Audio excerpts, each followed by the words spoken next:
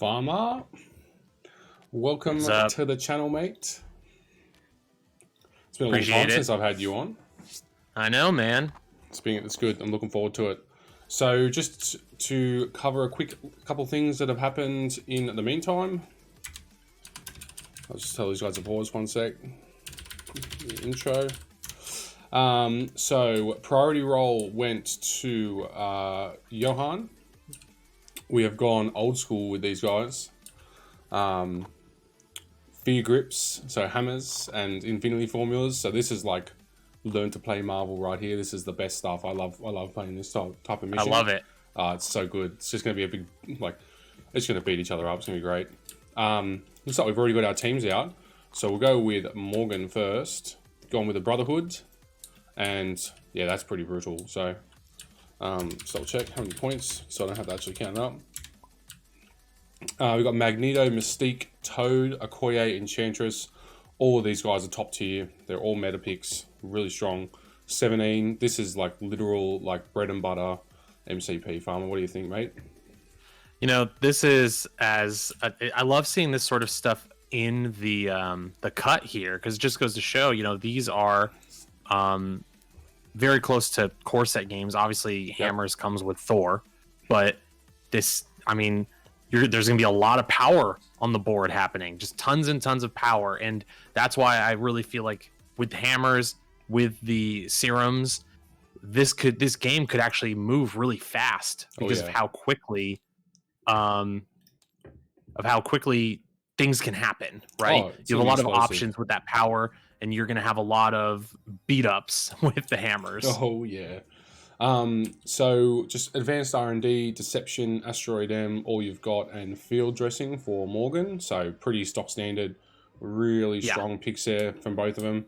We'll flip over to Rorin's side. We have gone 6 wide criminal syndicates. That is concerning for Morgan. That will be tough to beat. So we got Kingpin Bullseye. I want to see this in action. I've been hearing about this Bullseye, and I want to see it because my jury's out. Crossbones. People have solid. Consistently put Bullseye in F tier. Yes, exactly. Even in Criminal Syndicate. So this is interesting to me. 100%. We've got Okoye, Taskmaster, Black Widow. Really strong, 6 wide. We've got climbing gear, Bitter Rivals. Bitter Rivals, for me, the coming with Inhumans, is very quickly finding its way into all of my top 8 tactic card selections. It's really brutal. It's really good defensive. It's really good offensive. It's great. Bracer Impact, Medpack, Advanced R&D. So that's what we're looking at. Looks strong. Looks like the board got flipped 180. So that's on Morgan. He's put those size 3 things in the corner, which is probably good for him if Magneto happens to end up on that size. But there's actually decent amount of spread out terrain in this one, which is nice. Well, it's interesting to look at our Criminal Syndicate side, because there's very little in the way of terrain throws, right? Yep. Like, I think only Kingpin can throw terrain. Yep. Or throw anybody in general. Exactly.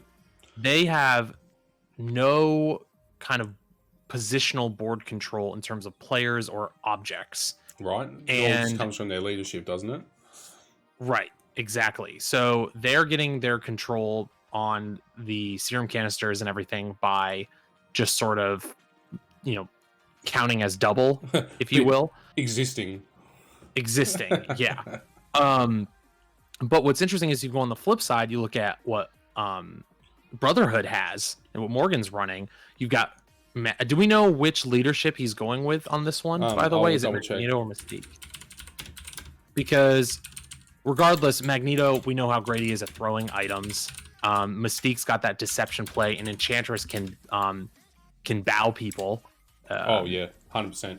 So he's got a decent amount of control for him. And I've also, what I do like what Morgan's done here is if Johan wants to come across the board and start to impact and take Morgan's infinity formulas, there is a huge amount of terrain for him to start throwing around. So exactly, it's a packed board. He'll pay the iron price, as Travis likes to say.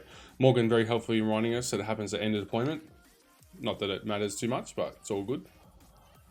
And then let's also keep in mind what we have sort of combo wise with Enchantress being able to yoink hammers, and then Toad being able to pull those hammers from Enchantress if need be, Strong. or from anybody for that matter. Yeah, strong. Really good pieces on Morgan's side.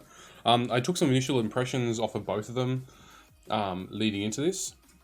So the first thing Morgan said was one of the things that concerned him building into this is that he looked over the win percentage of Criminal Syndicate versus Brotherhood over this league, and it's like 67% or something Criminal Syndicate beats Brotherhood. So that concerned him because he thought the matchup wasn't too bad, but, you know, numbers don't lie.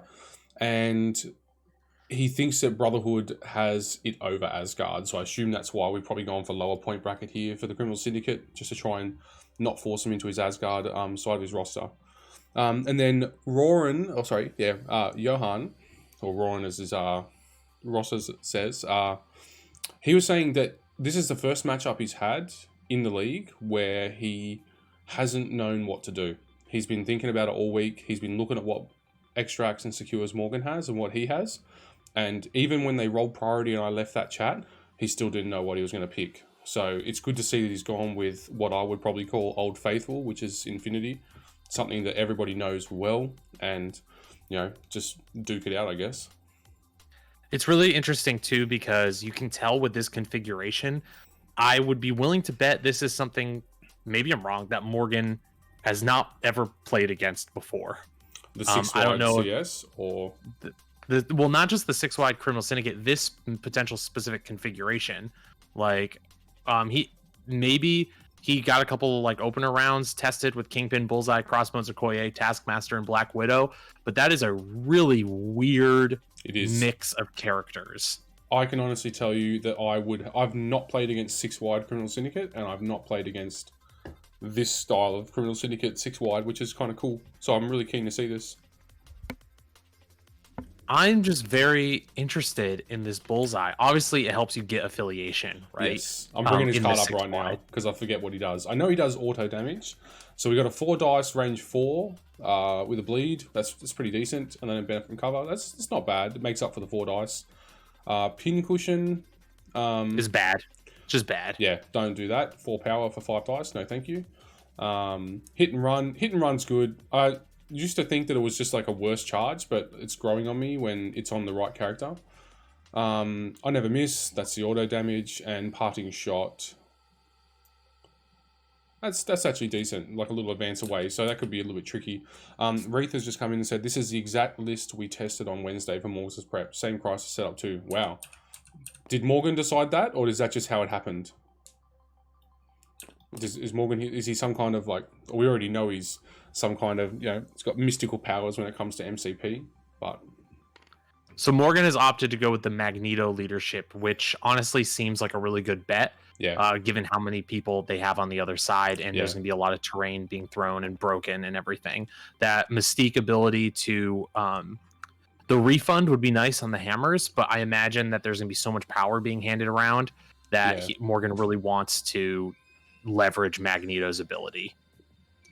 Absolutely, and there's like you said, there's ample big pieces of terrain around some of these serum canisters, so it should be rock solid.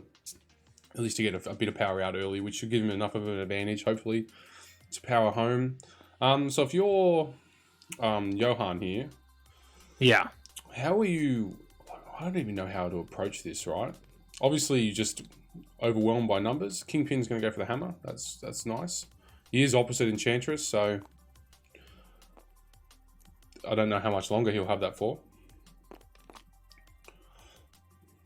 Yes. And I really like that Enchantress Toad's look on that right side of the board. Yep. Because it, like I said before, it'll allow Enchantress can have a lot of hammers, but spreading them is pretty nice. And Toad with a couple hammers, like him spitting acid and tongue lashing with a couple hammers, not bad. Exactly, like it does hand out the incinerate, which could be brutal. We do have Mystique sitting in the middle as well, which means she can basically pivot wherever she needs to. Right. We do have Asteroid M as well, so there is a chance that Magneto could end up on the other side of the board when he needs to be. I think it's smart that Johan decided to move Kingpin up first, because if he, is looking at that cheeky deception play or something, he is only a small mover. That's true. That the only downside is that he's lost this bottom hammer, right? So he could have had the bottom hammer, although, like you said, deception is on the receiving end of it. But you could have sent crossbones up for it, or he might not have actually made it because he's a small base. I think he's okay with Bullseye getting that hammer. I was talking about this lower hammer. So just for your info, my perspective is the dice from the top of my screen. Oh, I see. Yeah. Just because he knows, I mean, Kingpin is probably going to lose that hammer. He probably knows that too. True. Just the deception is a card that I just dislike playing against it more and more, because it just is so situationally brutal. So we got an attack coming in. One hit. Assuming this is into the Okoye, should be. Yeah. But that's just so she can get another auto power. Yep. That's not to deal damage. That's her Vibranium Spear Blast. It's just going to give her that second power. Turns Bodyguard online. He was never hoping to do damage. Actually, he was probably hoping he didn't do any damage. Yeah. I was looking at that going, he actually has an opportunity to re-roll for a hit there, but I mean, what's the point? Doesn't want to. Power to the opposing Okoye. No point. It always intrigues me when I see these lists that don't actually want to fight. Like you've talked about Web Warriors before. Criminal Syndicate's another one that just doesn't really want to actually fight. They just want to. The longer they don't fight, the less powered up the opposing team is. The longer they stay on their healthy side. And that's something that we're going to talk about on our next episode of Strike Better is power starving. And Criminal Syndicates and Asgard are both very good affiliations at being able to power starve their opponents, depending on how you want to go about it. And Criminal Syndicate can play their whole game not attacking that much. Yep. And really make it difficult to get your tactics cards paid for, get your, after you have to pick up all these different extracts, or even worse, interact with RNG secures. Yep. Then you are finding yourself, if you're not being attacked, you're only getting that a couple power a turn. And then especially against things like Kingpin or Taskmaster or Crossbones and Okoye as well, when you attack them, you're not dealing a lot of damage many times too. So you're just not able to generate the power. Looks like Morgan's going for the Mystique. He's having a look. There is an option to Deception that Okoye, which might not be the worst. He's got Mr. Denudo with a resubscribe. You legend. Thank you, mate. Good to see you on Destiny again soon. Do you think it's worth going for Okoye here? Or do you just bring Kingpin forward and try and start working on removing the leadership? It all depends on what Morgan wants to do with Magneto. If you run Mystique over, and are able to pull that Okoye over, and you think that you can just dunk on her with Magneto and get an early days, maybe. But I think that Deception, it's interesting because of how he's Johan is 6 wide. How many opportunities are you going to have to use Deception in you the won't game? After this. It's now, or you've wasted a card slot, right? Yeah. That's what I'm looking at, is if he doesn't use this Deception now, I don't think it's going to happen. And then realistically going into a finals game with a wasted card slot, it's brutal. It feels bad. So Morgan's just doing his due diligence, just taking a look at everything, whether Widow can get over to that other serum canister. I think she can. Long mover, absolutely. Yeah. Which is frustrating, if he Mystique, go ahead. If he moves Mystique over to that other serum canister, he could pull Fisk forward and just make it easier for Enchantress to move in and grab that. Exactly. The you got to be thinking about this criminal syndicate leadership, right? Like you said, Widow making it to his back serum canister, she absolutely can make that range as a long mover. Right. Which means that if you don't commit 3 people to that, you're already 1 behind. So he has to commit 3 people to his home serum canister just to potentially stop Widow coming forward, who can now just pivot back to his own serum canister, right? And just ready again. It's something when I was doing some Criminal Syndicate play, I used to love it on Gammas when you saw somebody only leave one person on their home gamma. It was just 3 points, right? So he's just checking ranges, and that's something that if you watch a lot of the top players in these cuts do in the game, they're always checking their ranges. They know how far everything is from everything else at every time because you can. That information is important to know. Like, okay, it's, you know, greater than a medium movement away. It's range 2 away from this, range 3 away from that. That information informs you, even if you don't necessarily need that information right that second. It helps you in future turns with your decision tree. Absolutely. So he's looking to move up Magneto. I actually don't mind the Magneto activation here, just because this top side is where it's all going to happen this first turn. Crossbones definitely cannot make anywhere except for that first serum canister. Taskmaster being a medium mover would basically stop somewhere in between the two. So you'd be feeling pretty safe. Something he can consider doing, which it looks like he is doing, is double moving Crossbones up just to get him in position for a his Crossbones is overpower next turn. Do you think he'll be able to get it off? Not this turn, the overpower, but next turn. The overpower is what I assume that his Haymaker ability is called. Oh, right. I would love if they were like, you know, flipped around the other way. Haymaker's the attack, overpower is the dice boost. Right. Well, overpower is really interesting because Crossbones is that small mover, and everyone says Crossbones is just so slow. He's so slow. Yep. But with overpower, that's a range 3 2 power attack. It's not that much. It's easy and you can move across the board. That's right. Yeah. Place yourself within 1, and you don't need to do damage either. So that's an ability that I have never really looked into on Crossbones. And when you see it, it's like one of those things you see in a new light. You're just like, oh, wow, that's actually insanely strong with Criminal Syndicate, because that's it. That's that serum canister contested moving forward. Crossbones is great in Criminal Syndicate. Like, definitely like a absolutely worth his point cost. So hard to get him off those points. Yep. I think that forever. You might be wondering, why did Crossbones stay on that serum canister instead of maybe moving forward to prep for another round of attack? Don't forget, those serum canisters are going to be giving people contesting them extra power. Yep. So it's worth it to just jam all your guys on them just for the extra power if you can. Well, true, but it also sets him up to use his Annuid to Pain, so he does have a damage reduction, plus still having the overpower. Yeah, exactly. Which is ideal. So he wants to get this Okoye, possibly. I'm assuming he's measuring that just because of the, you know, if you can if Magneto can get that good attack off, push in any direction, you can push her out, get rid of her. Right. Do you think Morgan? That right side of the board is very much accounted for. There's no reason for him to rush Toad and Enchantress right now. He's got time. No, especially no way. Yeah, he's all right. Plus, he needs to see what this Widow does. If he rushes up early, he might be able to catch her. She might think she can get up onto that serum canister and he can catch her. I'd assume that that Enchantress is going to double move and take the hammer. But we shall see. So Advanced R&D's been played on Morgan's side, FYI, and it is already putting a power on Enchantress. She's on 3 power. Yep. He's going to yoink that hammer for sure. I like that he's done that and not activated Enchantress, so it's just sitting there like, just so you know, this is happening, all right?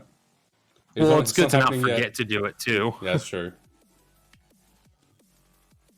But I wonder if this is a bit of a bait with Johan, being like, yeah, I know you're going to take the hammer, and maybe Enchantress runs or whatever, but Kingpin can throw and put some pain into Enchantress. She hates stuff getting thrown at her.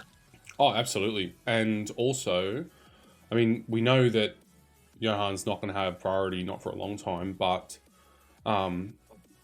it's interesting that the Magneto's on the bottom side, right? So that's where Morgan wants to react. Generally, you'd assume that that's where he wants to activate first to try and put as much pain down as possible, which is what he's setting up for here.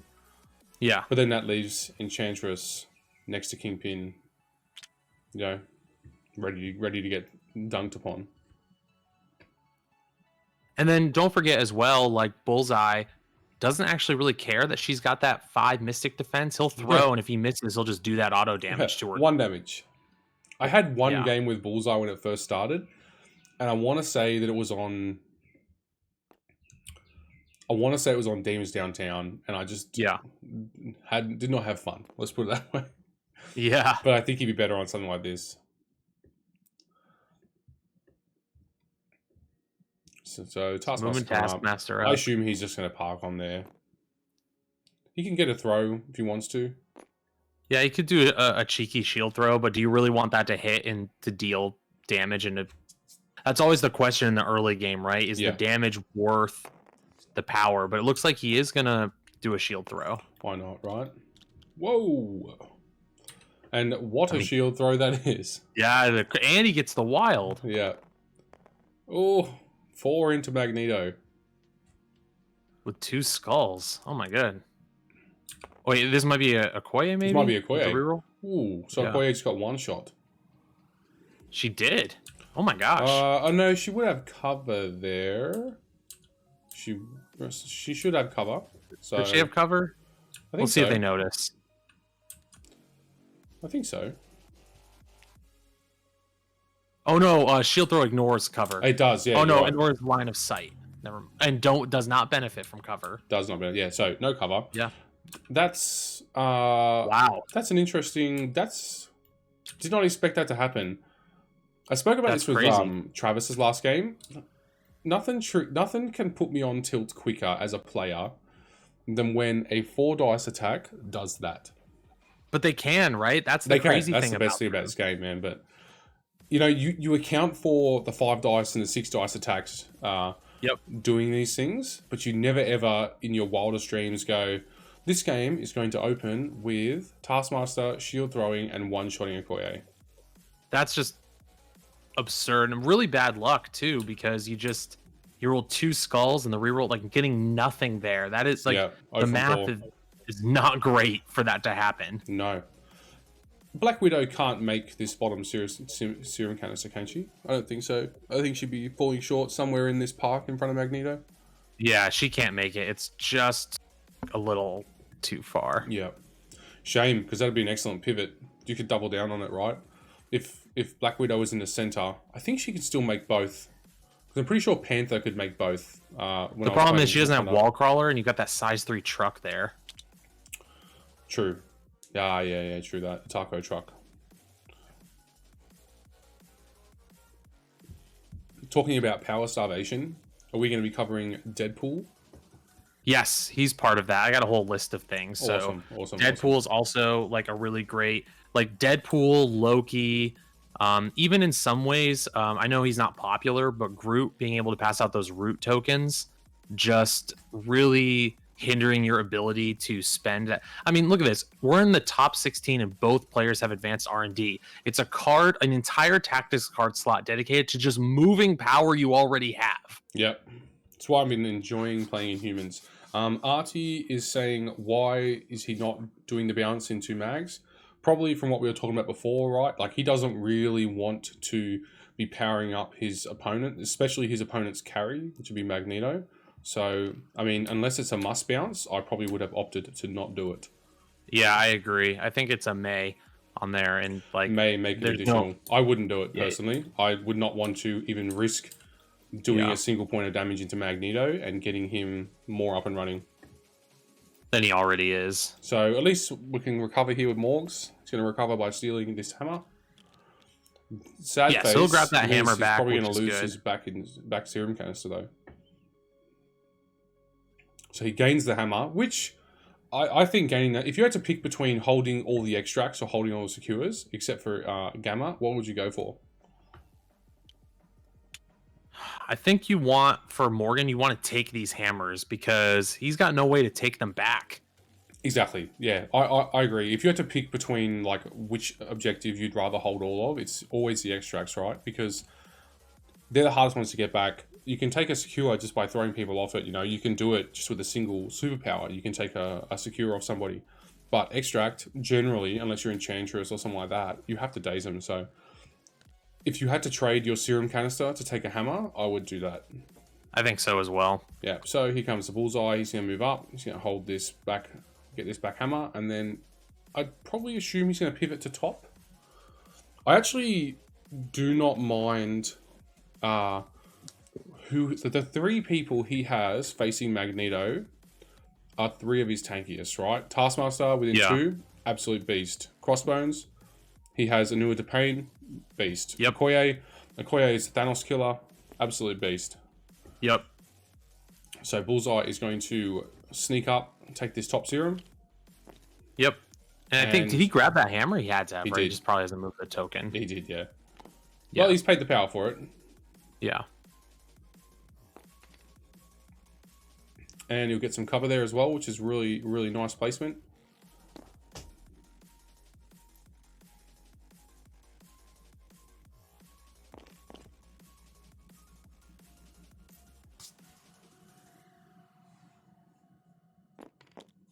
Millimeters can matter, so I can see why he's doing this.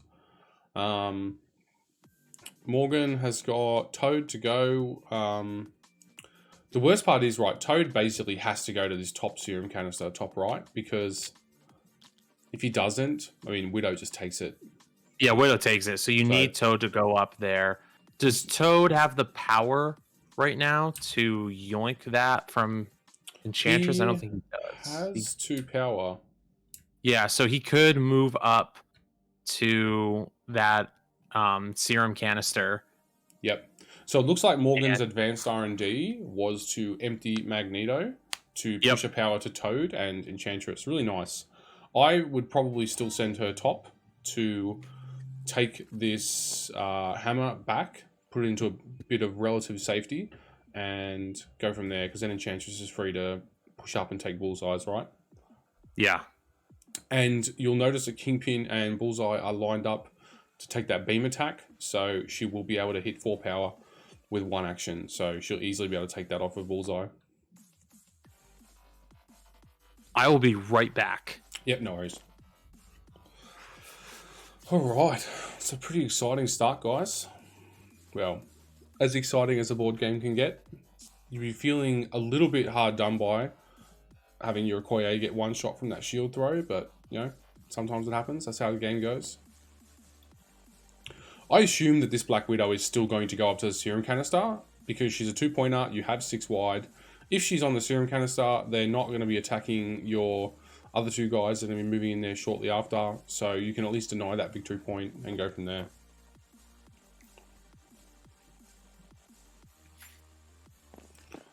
I would still send her up, but I mean, I'm not in the finals, so we'll see what he does.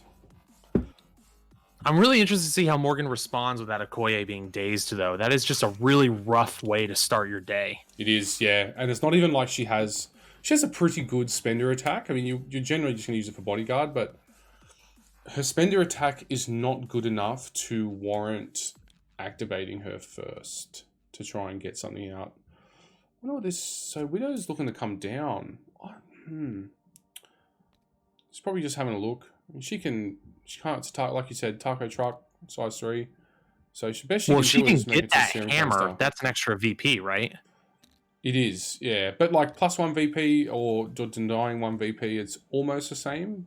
I personally, at this stage of the game, always try to go plus VPs. But, yeah. I am unsure if she can make that.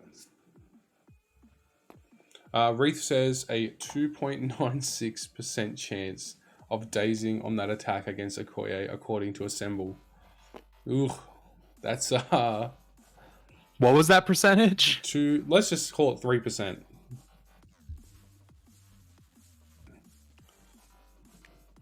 Right, and he probably did that throw just because he's like, yeah, whatever, let's throw an Okoye. We'll just throw and see what happens. You know, I've got nothing else to do with my actions.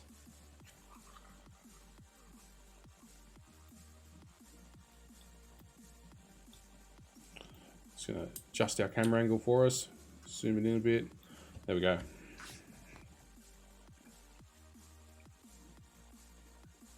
Something to take note of is what a great job Morgan has done, though, of positioning Mystique and Toad in such a way to make it difficult for that double move Black Widow to go and contest that. Yes. I think she can still hop him. Maybe, but Ooh, like, see how close it is? It's still really smart to have positioned in that way. So close. So close.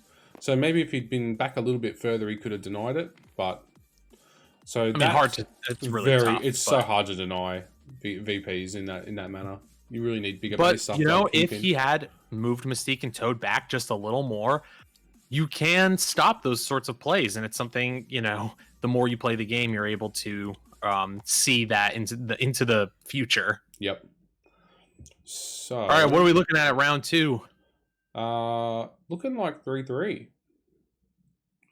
So hammers wise, Morgan has 2 and he owns 1 serum canister, and we have 1 hammer over here and 2 serum canisters. So 3-3. So if you're Morgan, I think you are just looking early game while they're healthy. You just want to keep points parity, right? So you can start flipping these guys and removing bodies.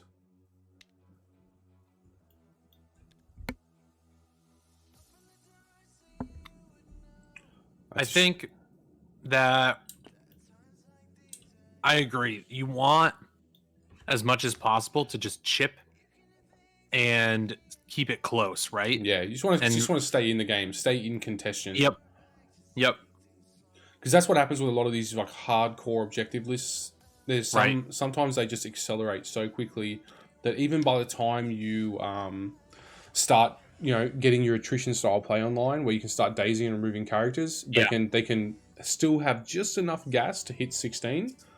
Whereas if you can just keep denying as many points as possible, you're hoping that they run out of gas, you know, at that 13, 14 mark, and you can just power home as the attrition style squad.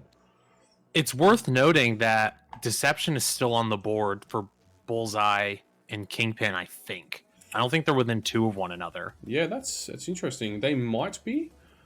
I mean, either way, if they're not, you could, if you really like, or just wanted to, you could Deception Black Widow just into the middle of the board somewhere, just away. Right. So you want that hammer, right? If you're Magneto, but at the cost of an attack. Although it is a range 3 attack, which means it's not going to be very consistent at all. Sure. Because, you know, there's no rerolls on it. So I think I'd rather do the 7 dice attack with full rerolls than 2-6. Trying to just shotgun some power down. Or power up. Construct do you try and daze his Okoye here right off the rip? I would be absolutely considering that. Of the 3 there, Okoye is the one, weirdly enough, with the best chance of being flipped. So Magneto gets his power from his constructs. Infinity power goes out. Man, it's satisfying to watch. Turn 2, we're looking at 5 power on Okoye. 2 for Enchantress, 2 for Toad, which is awesome because now he has Slippery online. 2 for Mystique, which means that she's already got Asteroid M online.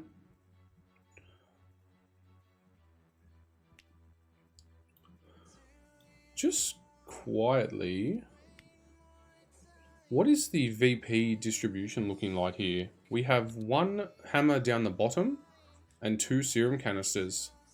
Do you Asteroid M Magneto to the top, where there is a bigger concentration of VPs? There's 5 VPs available on the top. I think it might be really smart, honestly, to potentially grab that hammer with mags and Asteroid M over to the other side. You're right. Like, if you just pick it up on, like, Okoye, move it back probably and get her out of there. Or just take an attack. Whichever, it doesn't matter. Do you consider... well, he's... Yeah, no Asteroid M attacks to the hammer attacks, but he can easily do that. He's got rapid fires available to him, you know, etc., etc. I would very much consider that, right? Just pivot to the point, the highest concentration of victory points, and go from there. Well, especially because he's got those 3 guys on that aren't exactly fast. No, on the other side of the board. Crossbones won't get there. I mean, and he's going to still want to cap these VPs. So really, only one of them can come across. To them, yeah. Only one of them come across. So if you can pivot your Magneto to the top of this board and make a really big Asteroid M play, you know, like dazing Bullseye and Kingpin, you know, I don't think that's going to happen, or dazing Black Widow and Bullseye, you know, that could be brutal. He hasn't grabbed the hammer. So the hammer's on Okoye. I'm talking about writing off this whole side of the board. It's only worth 3 VPs. The top's worth 5. The top's got Toad. It's also got... wait, Mystique could... Yeah, you could absolutely place one of the 2 characters not holding an objective token. Isn't it just Magneto has to not hold the objective token, right? Yeah, I think it's Mags. Yeah, who so can't hold it. 2 Brotherhoods of Mutas can't, may spend 2 power each player's card. Place one of the 2 characters not holding an objective token. Does that sentence encompass both? I don't read it that way, but... Sure. I don't think so. It's the character being placed is not holding the objective token. Yeah. I mean, the beauty is he has Toad sitting there. So, is Toad pass off or does he take? Always get it backwards. So Toad just takes, I'm pretty sure. So, I mean, he can solve that anyway, right? He can take Mystique's hammer onto Toad and run Toad away. I mean, I think that really might be something he ends up doing, right? Grab that hammer off Mystique, run Toad into the corner of the board with 2 hammers and say, you're not getting him. Bye-bye. If you want to come over here, there's nothing for you to stand on. So, and he doesn't really have anyone on that top side of the board capable of actually doing that. Yeah, I mean, so, like, 2 serum canisters on the top. We've got Mystique and Toad both have hammers, so that's 4. Bullseye has a hammer. Man, I'd be doing the Kansas City Shuffle here, and I'd be sending Magneto with an Asteroid M. See you, Wraith. We've got an attack coming into the Okoye, which is Blazing Suns.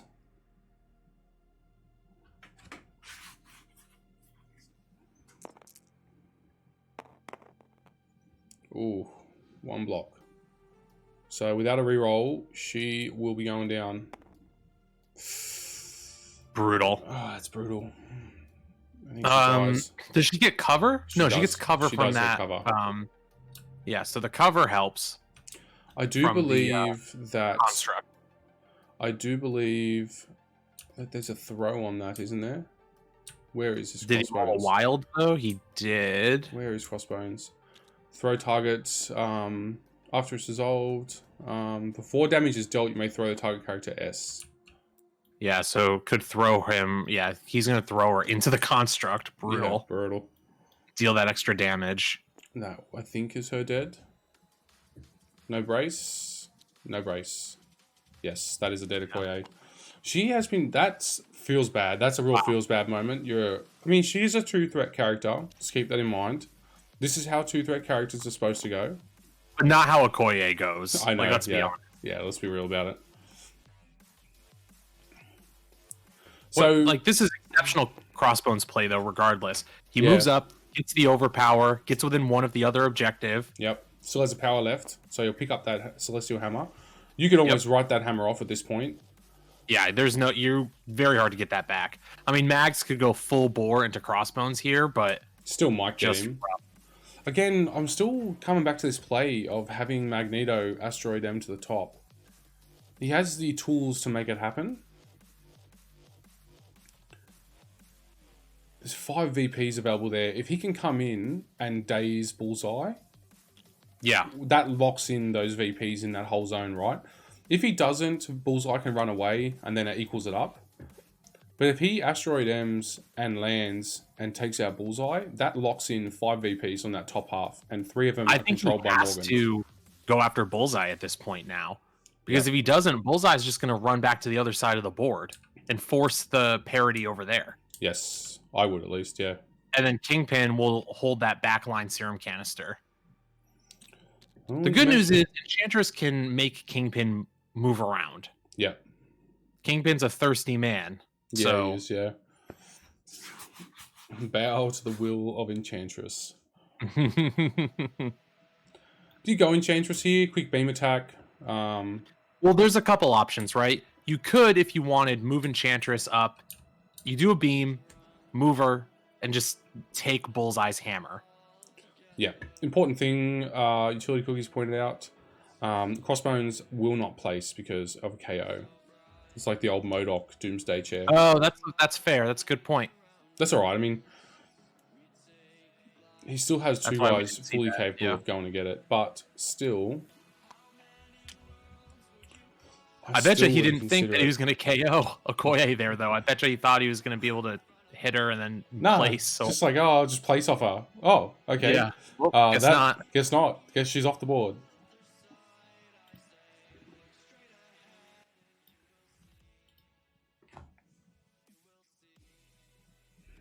Man, what a crazy start. 2 attacks. Morgan's done Morgan, the Brotherhood list has done 0 damage, and the Criminal Syndicate list has already wiped a character off the table turn 2. Who would have thought? That's not where I would put my money. No. It's a very strange dice swing there.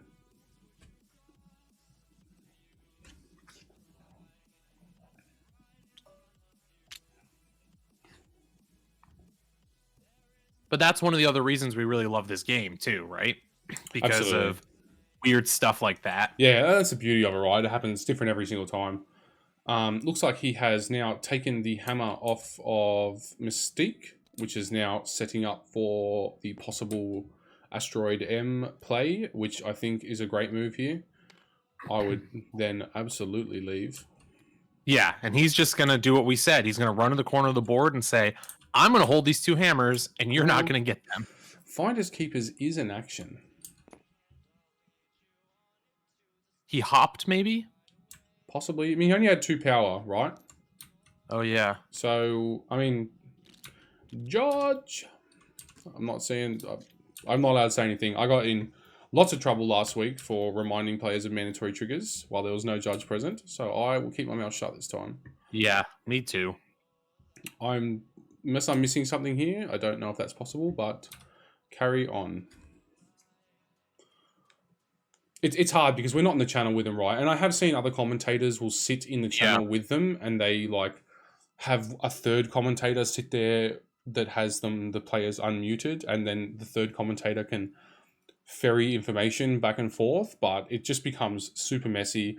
There's also the chance that one of the players decides I'm in trouble. I'm going to unmute these commentators and pretend I can't hear them. So I just don't want to even put temptation on anyone. And a lot of people have said to me, oh, but they won't do it. It's like, yeah, but somebody will do it at some point. Don't bother. I'm just not going to put that situation onto anybody. So it looks like they're having a look at that toad I think thing. they figured it out anyway, Yep, so they're all over it. Darren is our current table judge, Wargaming Dad, one of my big supporters. He's an absolute legend. He's in there probably keeping them on their toes. Utility Cookie says 4 versus 6 activation versus CS is going to be rough here. Yes, he has to start. I think he has to daze. If he's doing the Asteroid M play that I am considering, if I'm in his position, he needs to really be dazing at a minimum Bullseye and Black Widow on that top side of the board, just to enable him to start capturing serum canisters. Otherwise, he's going to fall behind really quickly. And it's tough with these slow objectives, right? Because once you fall behind, it's not something you can just regain in a turn. You just have to, if you're, 4 or 5 VPs behind, it might be unreachable, with 3 turns left or something. It's something to watch out for, guys. Just, there is a lot of superpowers out there now. Yep, we're already over it. We're already over that, Jacob. A lot of people forget that there is superpowers out there that say action in front of them.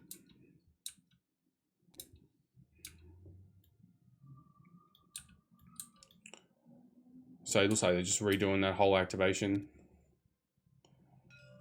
It's interesting, right? So Sploosh last week did a completely legal action and then wanted to take it back because he misunderstood the board state. And then this week, it's an illegal action, which almost looks like they can do the whole thing again. It's funny how that works sometimes.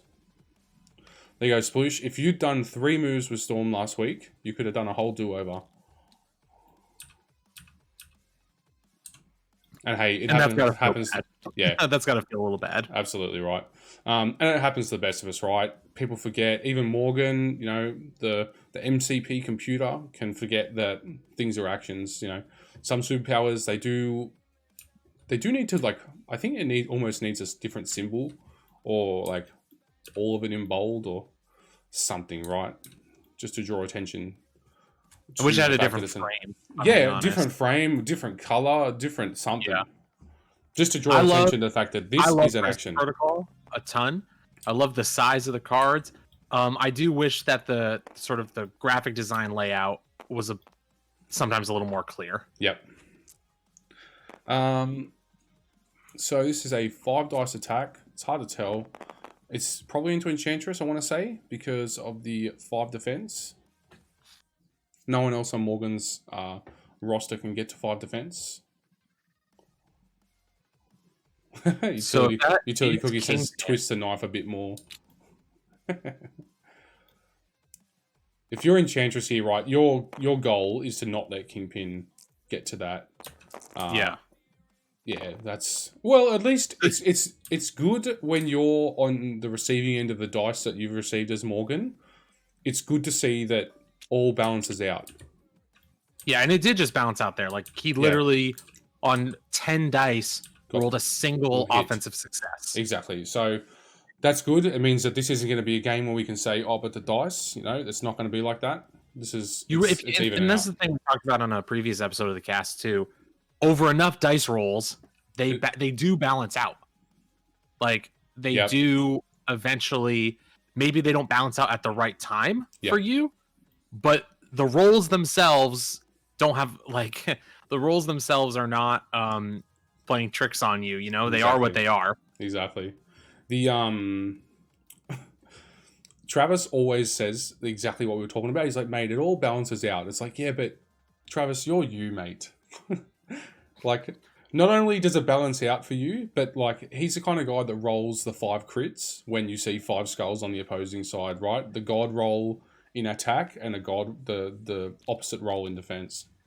Travis won that game against Sploosh earlier, I think last week, and Stevie G and I watched the game. Our good friend Steven Gonzalez, who made cut last season, and we legitimately think his dice hubris is going to be the end of him at some point. I think he made a few. I think he made a few tactical errors in that game because he just knew the dice would bail him out. Well, he just assumes, right? It's not even that he knows the dice will bail him out. He assumes that this will go the way he plans it. And it does. That's why he's so good to watch, because when you're watching him, he's making these explosive plays that Morgan and myself and you and Stevie G and Sploosh and all these people won't make, because they're like, it's pretty low percentage play here. I'm not going to do it. Even like a 50-50, it's like, that's 50-50. That's not good odds. And Travis, I'll take it. Yeah, he's like 50-50, baby. I'll take 70-30. Well, it's funny because with Wakanda, you can do that fishing. Yeah, I know. And that's why he plays Wakanda. It's so powerful. So we're looking at the Enchantress activation here. Holding that Asteroid M. I don't know if you should hold the trigger on the Asteroid M here, just because I'd be nervous about Bullseye reading the play and getting away. I'd be thinking about squeezing the trigger here just to get that hammer and to lock in the game state, right? Like, just lock it in. This is how it's going to be for the foreseeable future, and make Johan respond to it. You got to get that hammer off Bullseye somehow. You can't let him, like, run. I mean, she can do it, right? She just goes, here's a beam attack onto... I think that's what he's going to do, too. Yeah, does that beam. She can just steal it. But I just find this is risky because it's giving him the opportunity to respond. We're looking at 4 hits with no sap powers, so 2 damage going through onto Widow. 1 power there. We're now probably going to see a move.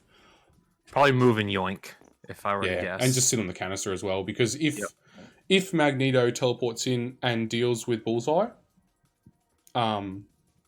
he owns that serum canister, right? There's no reposition available to him. And then I actually would favour Mystique here in wiping out that Widow off the board. Travis, I mean, that's another person, right? He uses Mystique so aggressively. You're exactly right. You can just use Deception to launch that Widow into the middle of the board somewhere, and which is essentially a stagger token, right? Because now she has to use her actions to move. Which is something I never thought about until I played Reith, who was in the chat before. He's Morgan's sparring partner down in Canberra. That he uses, Enchantress and her bow and things like that they're essentially stagger tokens when they're done on the right character, because they have to use an action to move, or you lose the objective. Exactly. Yeah. So it's 2 power. Let's just hand out as many stagger tokens as possible. Or no power if it's deception. Yeah, true that. So he did do the steal. We're now looking at the activation coming from Johan. Do you attempt to hit this mags? I don't think there's anyone on the bottom of that board there capable of doing any amount of reasonable damage into him. Unless it's a Koye with a double spear throw. Oh my god! I think you move. Could you imagine? You double move Koye up next to Mags and grab that hammer. Absolutely. I'd probably still be looking at Bullseye, just because I really like Morgan holding Magneto there. Yep. Because he's challenging Johan. It'd be like, if you're not going to move and take this point, I'm going to stay on it and get a free VP. Yeah. Yeah, I'll stay if I have to. Because the current, like, how it looks on the top of that board there, with that damage through going onto Black Widow, I assume Mystique's going to probably daze her. Probably. Martial artists might do some weird shenanigans, but I would, like you said, deception her into the middle of the board, put her in such a way that you're outside of range 2, and then do my double attack, and just get rid of her there. And then she's dazed in the middle of nowhere as well, which is also brutal.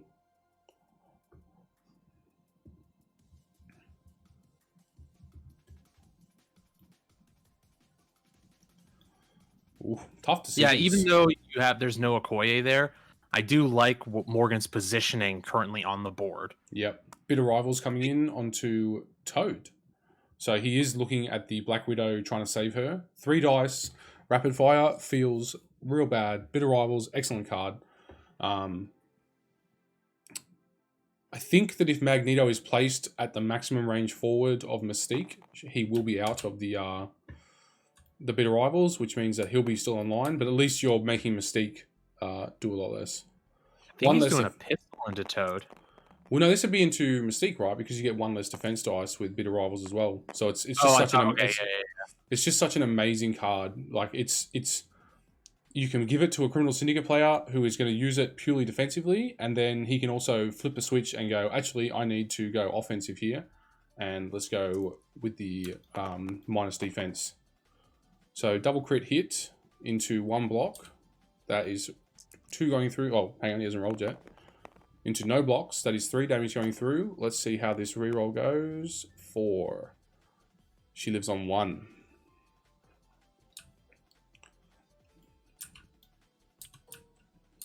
And a stagger.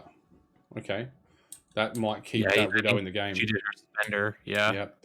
A lot of people forget that the Widow, 2-point Widow mix technique, just if it deals damage, give him a stagger. That is awesome sitting on a 2-point character. The ability to hand out that. Yeah, it's only 4 dice, but man, does it suck. Yeah. And that's how it's balanced, right? So he activates Mystique. She is going to clear that. Clear the stagger. Does he do the deception? I think he's blown up a building, maybe. Nice. Yeah. 2 auto damage. Easy money. Yeah. See you later. Whoa, whoa, whoa, whoa, whoa, whoa, whoa, whoa, whoa, whoa. Why is he picking her up? I don't know. What's he doing? Can't say anything, mate. They'll fix it. They'll fix it. I hope they fix it. That's hard to... They'll fix it. It's always like the old X-Wing days, right? When a person picks up a ship at the wrong moment, you're just like, oh, you don't know what you've just done. Like, millimeters in this game matter. And now we have to try and recreate a board state by just placing something on a point. I think that's a bit of nerves kicking in there for Johan. Does happen. Happens to the best of us. Yeah, and I mean, you can just, like, the judges can place them. Like, there's... You know, it's interesting. There's only... I'm just thinking about this now. It's only Johan bought Medpack. And I was talking about this with Morgan... Oh, this is a while ago, actually. Right. Thinking about steering my tactics cards away from the healing cards to try and get more tactics cards that make a bigger impact on the game. Like, Medpack is an excellent card, easy to use. 3 damage is not a small amount. You know, that's Mystique back to full health here. But I think it doesn't really swing the game. I think Medpack is better in some affiliations than others. Like Yep. when you have a super defensive, like Web Warrior squad, right? Yep. You Where want to stay every healthy. damage, it's so hard to push damage through. So like if you get 3 and suddenly you Medpack in, it's like, God, it's so hard to like get the damage again on these guys. Exactly. But on other affiliations where they're just eating damage all the time, I think you're right. Maybe it's just better to have a different card. Yeah, exactly. Just go away from it. Like like Brotherhood, realistically, field dressing, and that's it for healing cards. And I like that because now Morgan's got 4 cards that can swing a game. Deception swings a game. Advanced R&D does swing a game because it enables Enchantress and things like that. Asteroid M completely changes the game state. All you've got, we've seen it used in multiple games now, like Travis, Lockjaw. All you've got, this has to win the game for me. It's a game swinger, and field dressing again can situationally be so powerful if you can time it at the right time on the right character to, last minute give them an activation they weren't going to get before, and now they're powered up because they've just taken all this damage. 4 I think, by the way, cards. this is the right call for Johan to move Taskmaster up and grab the hammer. Yep. It's forcing the Asteroid M play. Yeah. Do not let him... Because, like, if... We've seen Magneto in a, perfect world can wipe all 3 of them. Yep. Which would be catastrophically bad. But Morgan, right in this current moment, it feels very in control of the game because of how seat belted in Johan has to be to these serum canisters. Yes, yeah. How is he gonna go get 2 hammers off Toad now?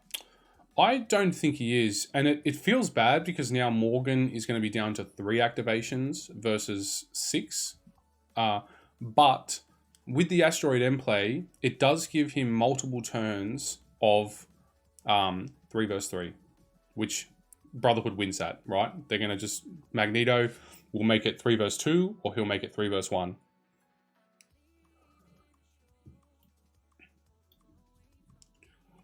See what he does, though. I think it's Magneto's activation. Does he pass? I think it's a trap here to even go after Taskmaster. I mean, you could, right? You could just try and dunk on Task with Magneto, but... No, I think the Asteroid M into Bullseye, you can push him out. 1, if you do a single point of damage on the first attack, I think it's going to be outside of range 2. You can push him into the middle of nowhere here. And then hopefully second attack, smash into him with the full rerolls. And then if you need to, hit him with a car and hit him with a dumpster. Because I assume you're probably going to have enough power for it. I don't fancy Bullseye's chances here to get through this activation. The other thing you can do is Asteroid M Mags over and just put him on that point. Yep. Just get a VP. True. It does. Bullseye will be able to respond, though, because he'll just go to whichever one Mags isn't on and overwhelm it with the Criminal Syndicate advantage. It looks like Morgs potentially has passed. Smart. Yeah, I mean, I do not rate Okoye's chances of actually dazing Magneto there. We joke about it, but he's got the 5 power online, so he can, at least on one of the attacks, go to 6 defense, so... She hasn't activated, so even if he does get a push here, Well, it's certainly putting Johan in a pickle on who he wants to activate. Yeah. Because if he activates Okoye, then Mags can push her and just take that point. Exactly, yeah. If he activates Bullseye, he can do the opposite on the other side. So Utility Cookie's saying Bullseye will move away medium with his superpower. Yes, but if you... the onus there is on Morgs, right? So he can Asteroid M in as 2, I believe. So he does have enough power to do a throw immediately onto Bullseye, soften him up, and then go for the attack. So he can just do it in 1 attack.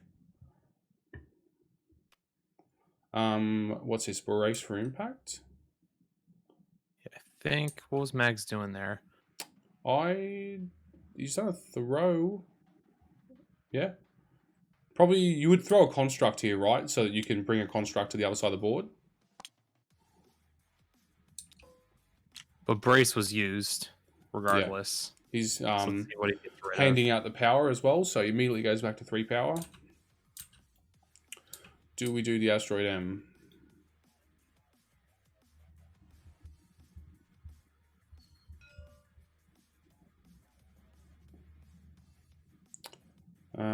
was the taco truck he threw, I think. Yes, Yep. he would have had to throw that. So he dishes out 3 power for that. Looks like Morgs is going for it. Okay. Cool.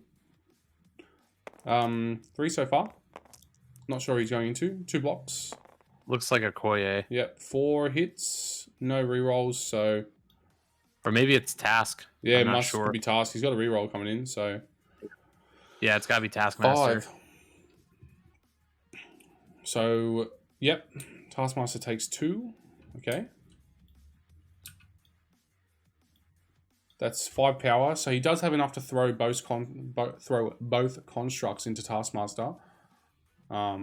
Which potentially can daze him here. And it does mean that Morgan will own the bottom serum plus the... What's up with this? Is a throw. Yep. We're doing a 3 power throw. This will be a construct. He takes another 2 damage. No. It was the car, not the construct. Ah, okay. I believe he has 1 more attack action available to him.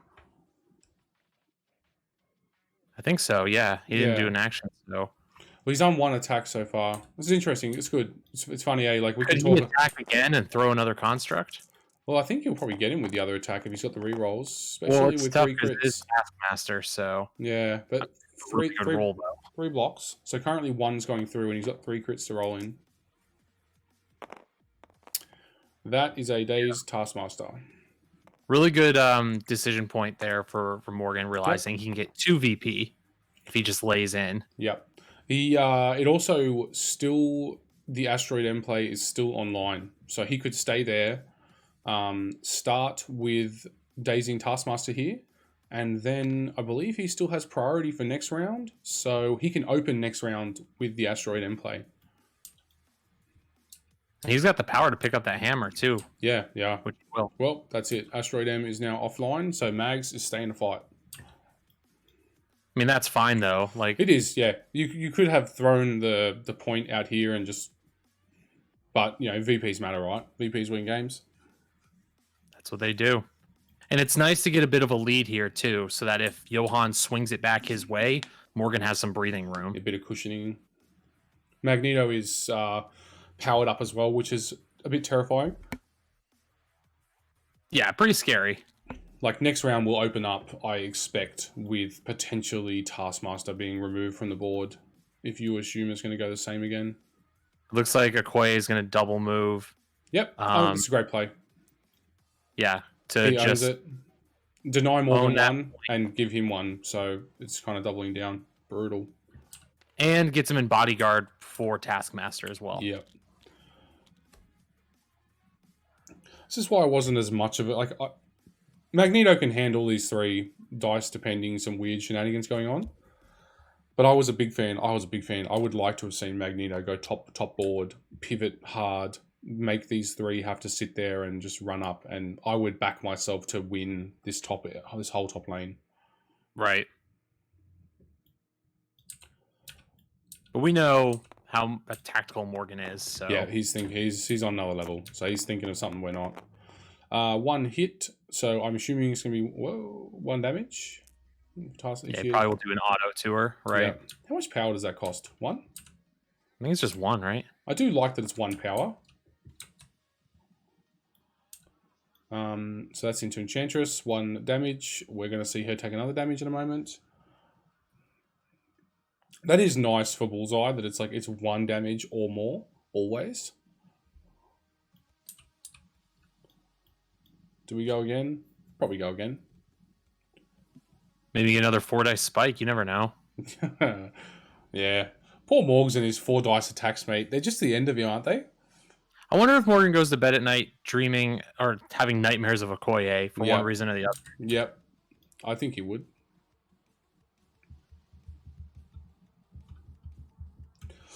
All right. Regardless, though, I think that the game's very close, but it just doesn't it feel like the momentum is on Morgan's side at the moment? I am unsure. That was a really crafty play by Johan there to really stop some of that momentum going towards Morgan there. If Morgan held that bottom point and the hammer with Magneto, Yep. I would say Momentum Morgan, it's pushing into his priority. It's going to go, like, it can go very badly for Johan here, but that was a really nice play. Yeah, he blocks it, takes 1 damage. Drops a bleed on Enchantress, though. And there is a stun on her as well. That is from the really? wild. What is doing that? Bleed. What has done the stun? I don't think that's a stun. Isn't that just the serum? No, I'm just looking at the top on the stream view. Oh, There is yeah, a stun sitting on her. Oh, Probably was it from Kingpin's headbutt. Yeah, it was Kingpin's Yeah. headbutt. Stunned her. Cool. Right, so that's end of round. We are going into round 3. 5 VPs on Johan, 8 on Morgan. So that is a large-ish. If he can do that one more turn, I would favor him just cruising, like, with enough gas to cruise the finish. And that's the thing. This, like, Morgan's played this perfectly with his Toad strategy. Toad's just going to keep getting those 2 free hammers every round. It's horrible, isn't it? When you're sitting there looking at him going, he's a 2-point character. I do not want to attack him. If I do attack him and I fail to do it, he just disappears. Exactly. Ugh. And that's the chess play that Morgan is doing there, because Criminal Syndicate are handcuffed to these secures. That's their whole play. Yep. So what do? You take the extracts and you say, you're either going to go off those secures and go after my extracts, or I'm going to get free VP. What are you going to do? Exactly. He's put Johan in a very difficult, kind of impossible situation, and still done it with Okoye getting knocked out in 2 attacks. Do you start with Magneto here? I don't think any of those 3 characters in the bottom.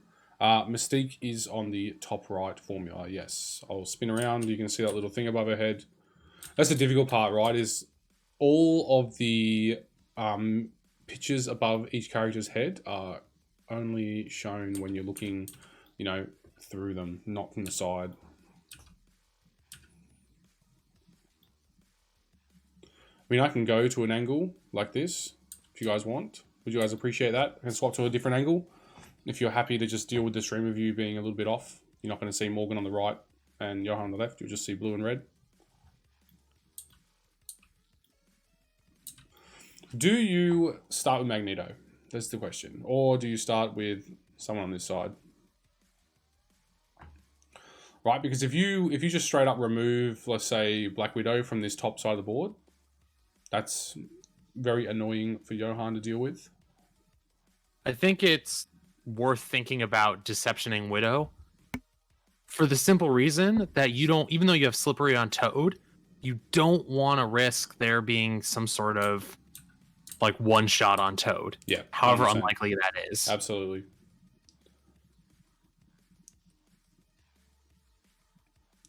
You are 100% correct there. He does also have 2 auto damage sitting on Bullseye there with that car.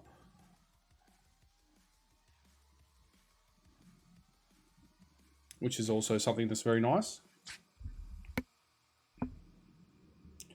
Or do you start with Enchantress? You've got multiple options here. Yeah. I don't know. The easy choice, right, is Magneto first.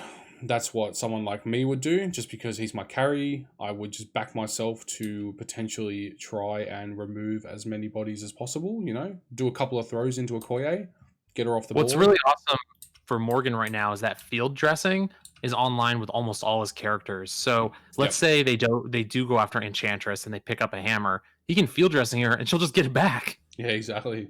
Just yoink. Thank you. What are we looking at here? We're looking at a potential throw. I think that is out of range. Possibly. It's hard to tell with that bumper just there.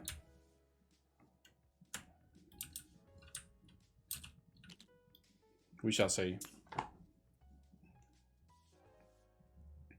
Do you put the activated tick on before as you're activating the character, Ryan? Or do you do it at the end? I always do it after. Yeah, I'm the same. For this, for our point of view, though, it'll be super nice if they put the activated token on tick first. Mainly because I don't want to commit until I've actually done something. Yeah, I know, right? No take backsies. We've seen that. We've seen that's a rule. Yeah, it's like, oh nope, you checked Okoye, she's got to go. It's like, poop. Your finger touched the piece, therefore you must activate. Oh man, It's true.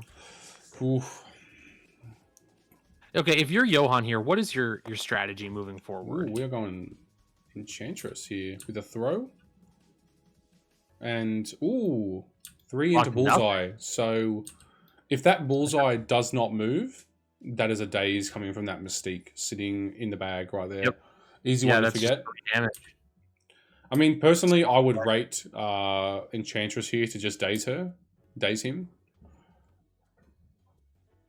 Ideally, you do it in one attack, right? Because otherwise you're going to get hit with that auto damage.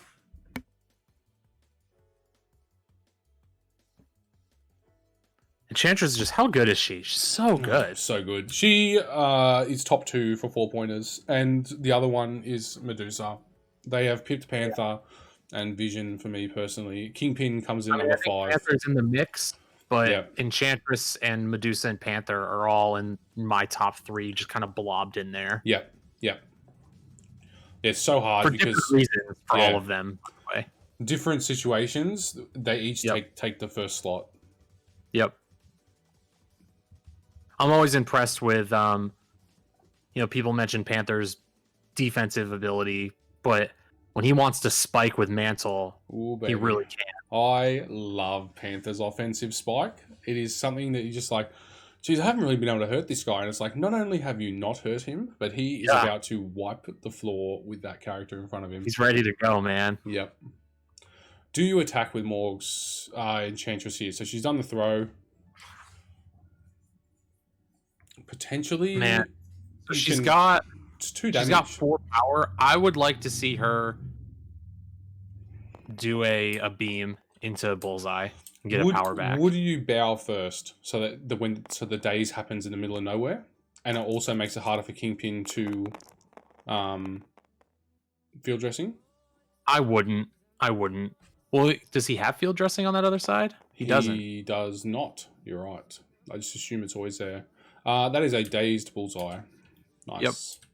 You get an extra power. I would absolutely bow Kingpin out so that he has to use an action to walk back in. Yeah, I think that's what you do now. Yeah, you straight just make to the board edge. Yep, straight to the board edge. He's so thirsty. Ta-ta, back to the lobby. See you, loser. He's so brutal, though. He's 1 power away from Hail to the King, which would make that one sad Enchantress. Oh, it really would, though. Yeah. Even his throw... But he's got R&D. True. So... And he does have... His throw is online, so he can just double move and throw the car if he wants to, which is dangerous, because that puts Enchantress potentially on 5 of 6. Actually, do you use your second action on Enchantress here to clear the bleed?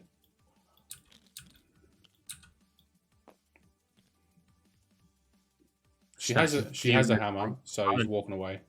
Smart. Yeah. Smart. That's smart. Just smart play. Got the hammer. Get out of there. Yeah, I would not go back towards Widow. Don't let Widow actually have a chance of doing it. Nope. It's a smart play, but it works. So, I'm in Johan's boots. What do I do? Do I attempt to deal with Magneto, knowing that he has a hammer, and this will be a large activation from him? I think you have to take Taskmaster and put everything you've got into Magneto, as much as that sucks, and try to get a swing in your favor here. I mean, you got to be able to take both attacks and that hammer to climb back into the game. Exactly. 2 7-dice attacks will be quite nice as well. Yeah. And it also, if you get enough damage through, you also then are put in a position where you don't particularly want to attack that Taskmaster just for the counterattack that can come your way. Yeah. Because if you're able to daze Mags here, he could double move with Mystique and field dressing him, right? But you could get the hammer, and if you're able to if somehow at the end of this round, if you're Johan, you can get the hammer, control those 2 serums, and you get a 3rd serum if by moving Kingpin over, because Kingpin will be able to take that point. Absolutely. That climbs you back into the game a bunch. Absolutely. Harp Daddy says, love Magneto just standing there giving Johan's characters the Morpheus. I'm assuming that you're talking about like the glasses where he's just, with the no sides on it and just looking like the coolest guy ever. I'm picturing like like the Morpheus where he's sitting in the chair, with the cool glasses on, just I'm staring straight picturing ahead. him. When Morpheus is fighting Neo for the first time and he does the come here with his hand? Yes. That's what I'm picturing. He's doing both. Yeah, both. All right, 7 dice attack. We are doing Taskmaster. Yeah, it looks like he is going for that play to see if he can just punk Mags. Yeah, right. If you can get 4 through on 2 Mags, it means that Taskmaster will not be attacked by Mags, right? Because the return salvo potentially can wipe Mags off the table. Speaking of which, there's 2 through. The old Mags is like Thor, isn't he? He is. Check out this defense dice. I've got 6 of them. They're actually attack dice. Don't roll particularly well either. Yeah, I know, which is lucky for Morgs there. They both rolled really badly. Yeah, I love Taskmaster's big attack. Is just too powerful. His mnemonic technique is excellent. Oh, that is unfortunate. That is really Morgan has been blessed this activation. Well, I mean, other than that initial heavy spike that he got on those 2 attacks on Okoye, which was off, we've seen Johan be below the mean on his attacks. Yes. I want to see that swap around quickly for him. He needs that to swap around. I mean, he just rolled 3 hits from 14. Yeah, that just feels really bad. That's no bueno. That feels terrible because he should have seen 7. And, depending which way that went round, that could be Mags at that 4 health point. 4 health, it could be Mags dazed. Advanced R&D coming out. We are emptying Taskmaster. We're going to put 1 on Crossbones, 1 on Kingpin, and... Yeah. Did he do 1 on who? He's got 1 more. I didn't see the 1 more. Yeah. I like that. I mean, Taskmaster only needs 2 power for the parting shot. You mean that counter, right? Yeah. Whatever it's called. It is called photographic reflexes. I had heard that Wreath in the practice game they did on Wednesday, which, believe it or not, Morgan picked this exact squad and this exact... of course he did, right? Yeah, of course I know, right? Did. So Morgan's practice game was basically replaying this game. Apparently, that Taskmaster rolled 4 damage on his first roll for that, on the intuitive reflexes, or photographic reflexes. Hilarious.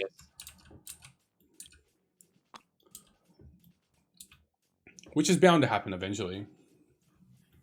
I mean, it's like when you roll to gain power with Red Skull with the cube, and you roll like 4 skulls. Oh, that's why we call Wreath the Red Skull. He is a skull master.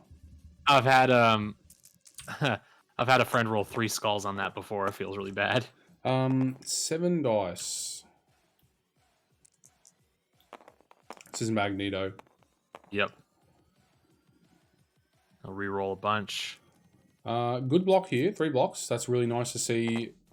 Actually, is a really good block. Into 3. So he's actually blocked that. Wow. That feels good. That's good. That swaps it around. That means that it's not really going to be like a big dice swing. 1 block. We are looking at, this could be a large attack from Magneto, currently at 5. Reroll the 3. Should see another 1. And he's got his throws and stuff too. So there's the extra 1. So we're looking at 6. 5 going through on whoever this is. We got a reroll. It's Koye. I think it's Koye, maybe. Yep. So 3 blocks. That is not enough to daze her. That's going to put her 3 out of 4. I'm sure this upcoming throw will be enough, though. Yeah. All right. Let's see what happens with this. What's he throw first? Car? Car seems like a good bet, right? Yeah. I will say I love Magneto's fluff. I think they captured the character really Perfectly. well. And Magneto, for me, is the only 6-threat character that feels like a 6-threat character. Right, Thanos without stones feels bad. That is a I think situationally She-Hulk feels like 6. Yeah, She-Hulk does. She's close, but she doesn't have the consistency that Mags brings. Yeah, rerolls, man. True, but I guess She-Hulk's just unbelievable. Like, crazy amount of dice is a consistency of its own. It's true. Yeah, fair. Right, you throw enough dice, you're just going to see big numbers anyway. Yep. Do you start throwing things into Taskmaster here? He's only got 5 health. In a perfect world, these days him, and he does not have the power to do both. So, or he does dish out power for blowing up that car. I haven't seen any Brotherhood tokens come out yet. I would give myself a power. There we go. So now he has enough power to throw both the constructs, and you could remove Taskmaster here in a perfect world. Depends on if he wants those constructs or something else next turn. True. It does slow his power generation down for future. He's got 7 power right now, though, so it all depends on what he looks that he wants to do this turn and next turn. Yep. Because what does Dazing Taskmaster do for you? He's already activated. It's KO. Oh, sorry. Yeah.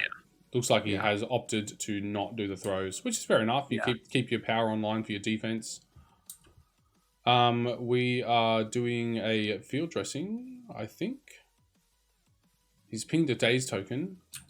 He doesn't have field dressing. What am I talking about? It's got climbing gear and med pack.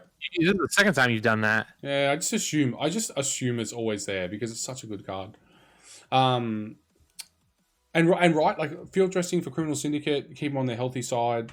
You know, big thumbs up. I'm still waiting for that deception to come out. Yeah, I mean, it's like so let me paint a picture for you, right? So Brace for Impact is on your opposing player. And how do you feel about Brace for Impact the longer the game goes on, knowing that you have throws in the bag? Horrible. Right, it just gets stronger and stronger the later in the game it gets, because you can't get that reliable swing through when you need it. I love throwing like the size 1s at people early in the game, see if they burn it. Use it. Eventually I'll get you. We still got Asteroid M. I don't know if that's going to come into it. It may come into it with Mystique coming across. I don't think so. I think that's... Unless Magneto gets dazed, I would not expect to see him use that card. And let's not forget, too, if Magneto needs to next turn, he can all you've got. Like, it's... Yeah. Like, if he wants no one to... gets if all you've got wipes Okoye and Taskmaster from the board, you'll take that trade. That's right. I mean, best case, you get Crossbones as well, and then nobody wins that bottom side. Mystique could double move and even field dressing him after he does that. Ooh, that's a bit of spiciness that I like to hear. All right, we got a 4 dice attack, which is currently potentially turning into a 6 dice attack into somebody.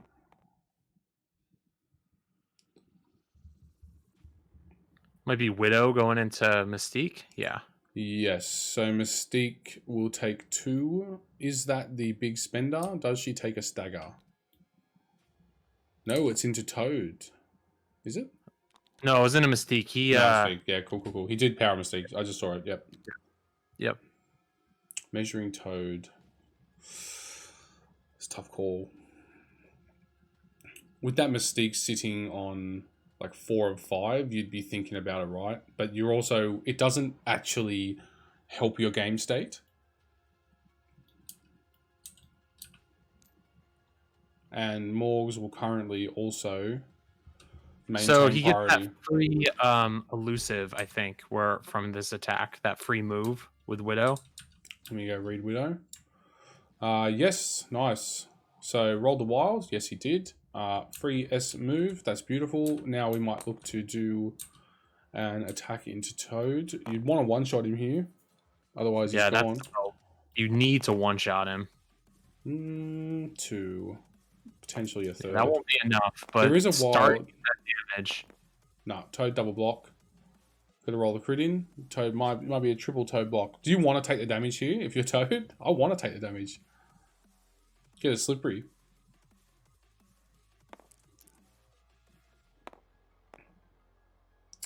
Blocked it. No slippery. It takes that. No bueno. Toad, I hate Toad, man. I hate playing against him. Mortimer Toynbee. Just what a Weasley little Toad. I hate playing against him. Yeah, I like what Travis calls him. It rhymes with Toad, or it rhymes enough with Toad.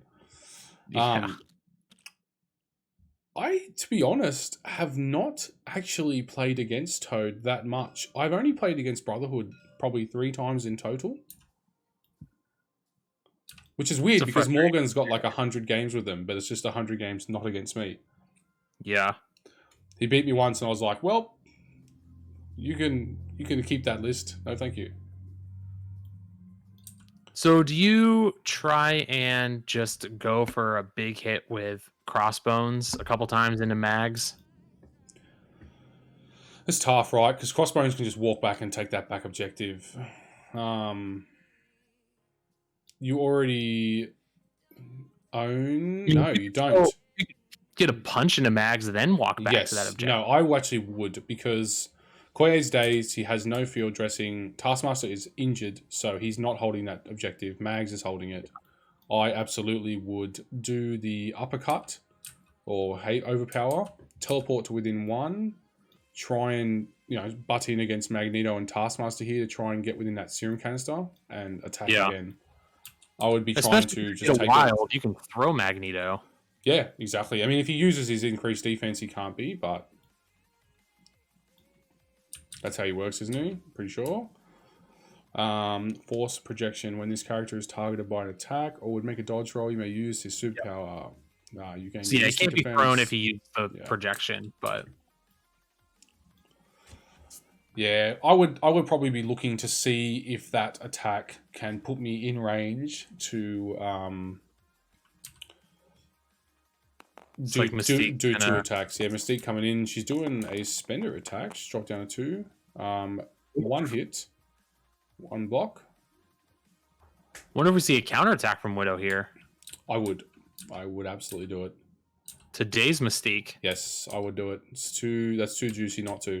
Oh wait, no, she can't. No reactions against Mystique. That's right. It's her turn. Good old Mystique. Yeah. This is why Travis loves her, right? Just that one ability in a couple of factions, right? So her, when you activate her, if you have a Wakanda team, you do Wakanda Forever on this turn.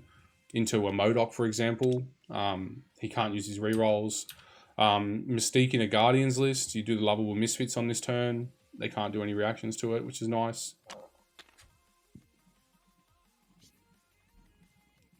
Medpack and climbing gear is still on Johan's side, and Morgan still has Asteroid M, Deception, or you've got field dressing. The problem is, the longer the game goes on, the longer Deception becomes a blank card, and Asteroid M might never come into it. Yes and no. The more Morgan takes... It sort of ebbs and flows. At the start of the game, stocks are high. Mid-game can go low. But once you start removing characters, Deception suddenly goes back up. Yes, where current situation, Mystique has not activated, which means that she has activated, actually. Don't worry. Yeah. But it doesn't have to be her activation to use it. Doesn't it? Mystique now plays card. Yeah, you're right. So hold it till the end. Like, you can just wait till your last activation and move people around. True that. Which I imagine is something he considered doing, because you can move Widow and just get that point. Another VP. Yep. That's what I'd be looking at, is putting Widow into like a long move, middle of the board, Yeah. Crossbones and Magneto attacking each other. Crossbones doing the overpower. Magneto has done the 6 defense.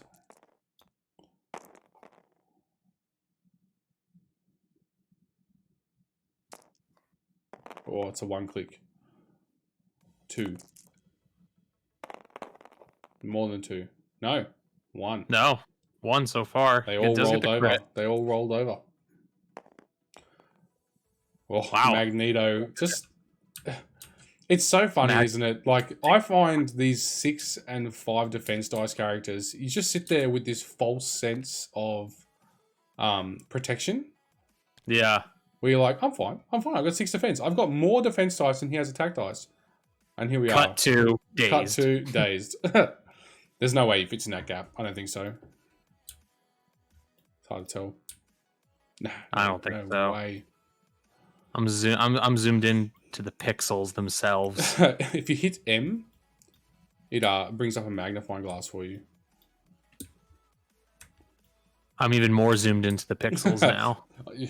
You're like Ant-Man. You're in the quantum I realm. am Ant-Man. I get the Ant-Man POV cam. Yeah, that's running it. Just around we're checking this one, guys. We're in the quantum realm. or the quantum cam. Oh, that's what I should call that button. You should, the Yeah, quantum that's cam. quantum cam. Bring it in. Bring Ant-Man in. Check this one for me, brother. Can you get right in there, please? I'm assuming they're talking about where they want to place Crossbones. Yeah, absolutely. I would hold T and I would slide him into Magneto and Taskmaster, that little gap there, just to see if I am within one. And if I am, I'll attack again. If I'm not, I'll just move next to Taskmaster and Okoye and just hold it. Because, right, Magneto, you're stopping him from capping that. It's that +1, -1 situation again. So Yeah, it's slowing Morgan down.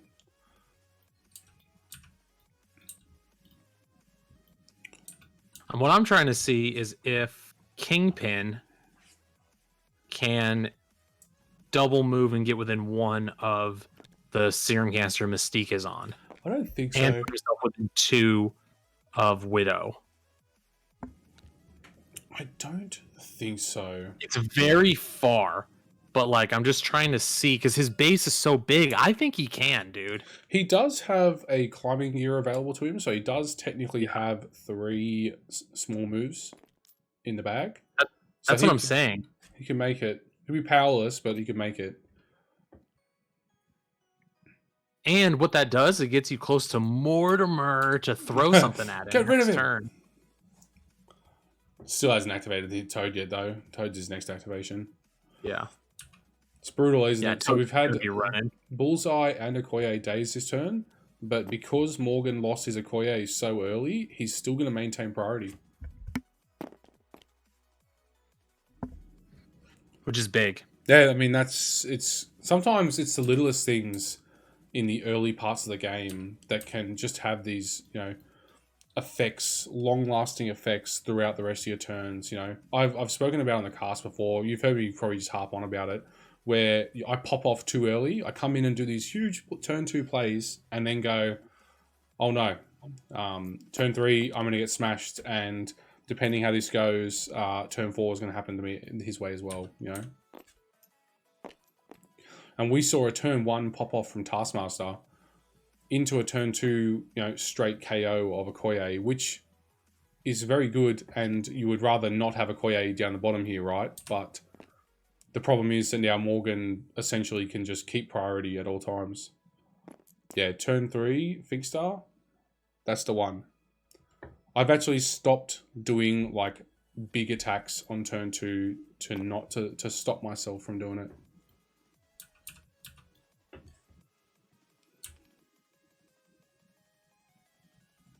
With the biceps on this guy. Sorry, I'm just zoomed in on Crossbones. In the quantum cam? Yeah. Quantum cam.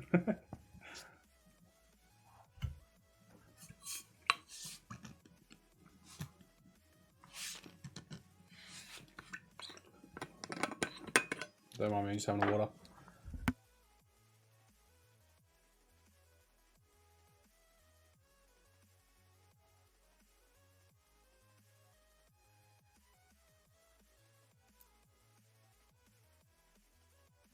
Just while they're sorting this out, I swear my missus was trying to kill me last night.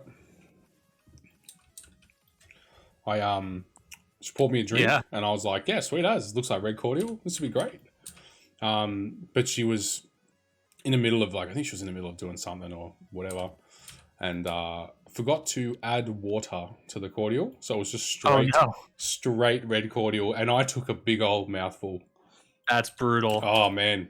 It was a bit of a... She did it on purpose. Yeah, I know. But lucky I'm a sugar addict, so I rode the high. So it looks like he didn't attack Mags again with Crossbones. Instead, he opted to get Crossbones in to contest. I like that. If you keep Mags at that 3 of 6 mark, even 4 of 6 or 5 of 6, you're kind of dictating Morgan's activation for next round. 2 hits into 1 block. Who is that attack going into? That's a great question. There is an Incinerate on Black Widow. Yeah. And this could be Toad. Yeah, Toad's attacking Widow right now. Oh, the Incinerate is particularly nasty on a KO'd character, like on an injured character, because you kind of that's when you're on your healthy side, you can deal with an Incinerate and just kind of it's annoying, but I'll get to daze and get rid of it. But on A counterattack on Toad though. ooh, For nothing. nothing. That's rough. Sad face. That could have been big. That would have been. Oh, he's got 5 health on that side, so he probably would have just shrugged it off. I'd probably tongue lash here, see if I get the push, and then hop away. Yeah. Here is 6. Oh no, he's gonna spit again with only 1 defense. Oh, that's right. He's got a hammer. He's got a hammer. No, he's got the hammer. Right. Two defense. Oh, bad roll though. 2 hits. So close. Is he within I think 2? he's got 2 blocks though. He's within 2, right? Yeah, 2 blocks. Nice. Schlardus? Yep. We did see him measure that before, so now we're going to see the hop. Yeah. The hip, the hop.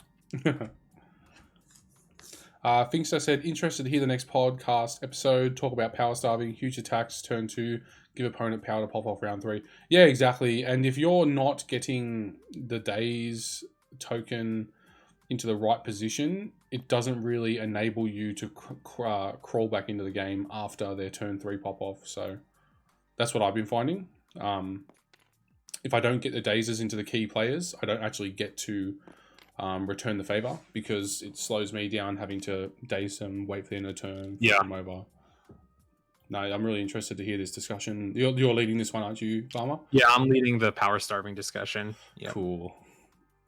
And look what he's doing with Kingpin here. I think he's going to make a move. Yeah. Would you climb in gear here? I would probably be looking to put Kingpin next to Widow so that he starts being relevant, because currently he has kind of been irrelevant for most of this game except for his leadership ability. So here's the thing. If I can get to that point without climbing gear, I do. Next round, if Morgan doesn't activate Toad first, I use climbing gear on Kingpin to get him right next to Toad. Yep. And try and dunk him. Yep. I like it. It's 2 VPs. That's the play I'd be going for. Because really look how far Enchantress is on the other side of the map. Yeah, you're not getting that. And even if you do get it, she'll just take it back. Yeah. I mean, you've dazed her, so she's pretty far away from any assistance for field dressing, but... Oh, the deception play. Get her out. Get her out. So Widow is going to be going bye-bye. Somewhere in the middle of the board, I'd assume. No, not that way. Flip that round. Thank you. Have you found... I've been finding TTS this week has been doing some weird and wonderful things. This week, particularly, it's been doing some very strange things in the in this module, not in some of my other stuff. I'm gonna get in on some of your other stuff. I know you've got your own board game that you built, haven't you? I do, yeah. I'm in the middle of playtesting a board game that I'm in Kickstart next year. Ooh, baby. You let me know when that Kickstarter comes up. I will, brother. And I'll shower you with money. I want all your money. I want that kind of shower. I want all those Australian dollars. Dollary dues, mate. The dollary dues? I don't even know what your money looks like. Yeah, no, it's plastic for starters, so it's not paper, which is a big plus. Wow. Put it through the wash, no problem. Yeah, exactly. You can wash it. Some people do wash it. That's cool. You have like landmarks on your money? Like we have old white guys on our money. What do you have on yours? We have both landmarks and old white guys. So I would probably, I'd be careful about sending her towards Enchantress. I'd probably be looking to put her near this dumpster, in that direction, just to because that's largely no man's land, right? Yeah, here we go. Yeah, I think there it is. There it is. Drop her right in the middle. Trying to get that token in the right spot. Yep. I need to message Llama, the guy who does all of this TTS mod, because he does such an unbelievable job of it, and ask him if he can remove the clocks from the stream of view. Oh yeah. Yeah, just because unless you're using them, it's maybe add an additional button that says show timers. Ooh, what's going on here? Not the full deception. So he's advancing her. This is smart. Advancing her and just stopping at that dumpster. That sets him up for Widow to go from there. Well, Mystique are can in the blow that settings. dumpster up too and just ace her. Let's have a look. According Turn to off ThinkStar, timers? it There you says go. you can turn it off in the settings. Yeah, click to turn off specific items right there. Timers. Is that in the mod settings? Yeah. We'll deal with that after. But he did double move Kingpin over to grab that point. So Nice. So that's great. So his Kingpin and Crossbones, he's utilized them to completely stop Morgan from even capping a serum canister. But it does go 7-12 Morgan's way. So if you're Morgan, you're currently going to 15 just off of your Toad and your Enchantress already. Magneto is bringing you to the 16 mark. So he is now El Presidente. He is what matters the most for this turn.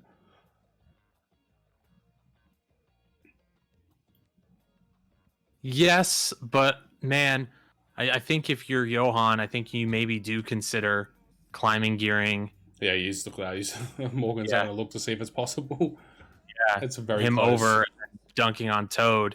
Yeah, But I think Morgan might consider just running Toad away on this first double move hop or whatever. yeah. I mean, Toad. Yeah, he doesn't have the power on Toad to do a slippery, but if he does take the single point of damage, he will have the power. Yeah, but if you put Toad behind that chemical tank in the top right hand corner. He's untargetable. Kingpin. Oh, Kingpin is size 3. No, Toad's size 2, so that's how it works. You know, I'm going to, just while we're waiting for them to make the decision, I'm just going to raise something for you, Farmer. Don't you think Travis and I are good players for not having read the rulebook? Man, for you guys having not ever read the rulebook, you guys are pretty solid, I think. We learn through pain and asking questions and waiting for somebody to tell us that we can't do it.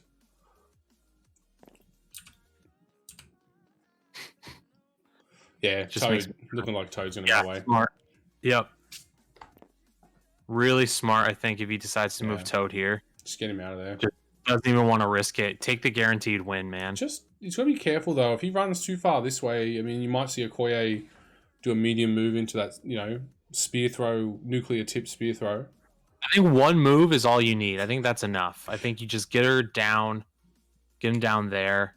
Could you imagine a world where Toad moves down here, Okoye moves across, does the just gets in range, throws the spear, and Toad, like that orc from Lord of the Rings that gets shot by that arrow, just in the Helm's Deep or whatever, just just falls. Oh my god. You know what I mean? Like, oh, he's checking it. That's in range. That's in range. He's a step ahead of us, man. But it's in range. I'm convinced. Just a quick glance that's danger territory right there. Which is why he's like, maybe a move. He's tempting it, tempting fate. At least touch the board edge. Move just outside that range. But that was a pretty rough measurement there. I actually am convinced that still might be in, because Okoye moves to the edge of the template, she can then throw it. Just imagine. I will say that, I love Crisis Protocol, and obviously this is the sort of game you play at high-end competitive situations. And this is not a knock on Morgan, but this whole whack-a-mole, grab extracts and runs just makes me very frustrated. Absolutely. Yeah, ThinkStar, thank you for that, mate. That's what I was waiting for. So you didn't even need Llama to fix it. Maybe if you had read the TTS rules. Well, I only ever open mod settings to tick on stream review and then I carry on. What is the bare minimum? Oh man, what is he gonna do here? What is Johan gonna do? Yeah, you need to get Enchantress. Bullseye has the power, right? So Enchantress is going to be on 2 defense dice per attack. What's his spender? Oh, the pincushion's terrible. Okay. Pincushion's not as bad, but it has rapid fire. It's a 5 dice rapid fire. I think that's what we're looking at. Does he pay the? Yeah. 4 power. I would pay the 2 here. I don't know. Oh, yeah. Okay, that's a good start. That's a really good roll, yeah. Enchantress, 1 block into 3 hits. She takes 2. And it's bullseye, so he's going to get that last one on her with this next Guaranteed. attack. Yeah. It's only when it. Yeah, it is actually when he's attacking. Yes. Yeah, can't stop it. Well, the bullseye coming in. Bullseye coming in clutch, boys.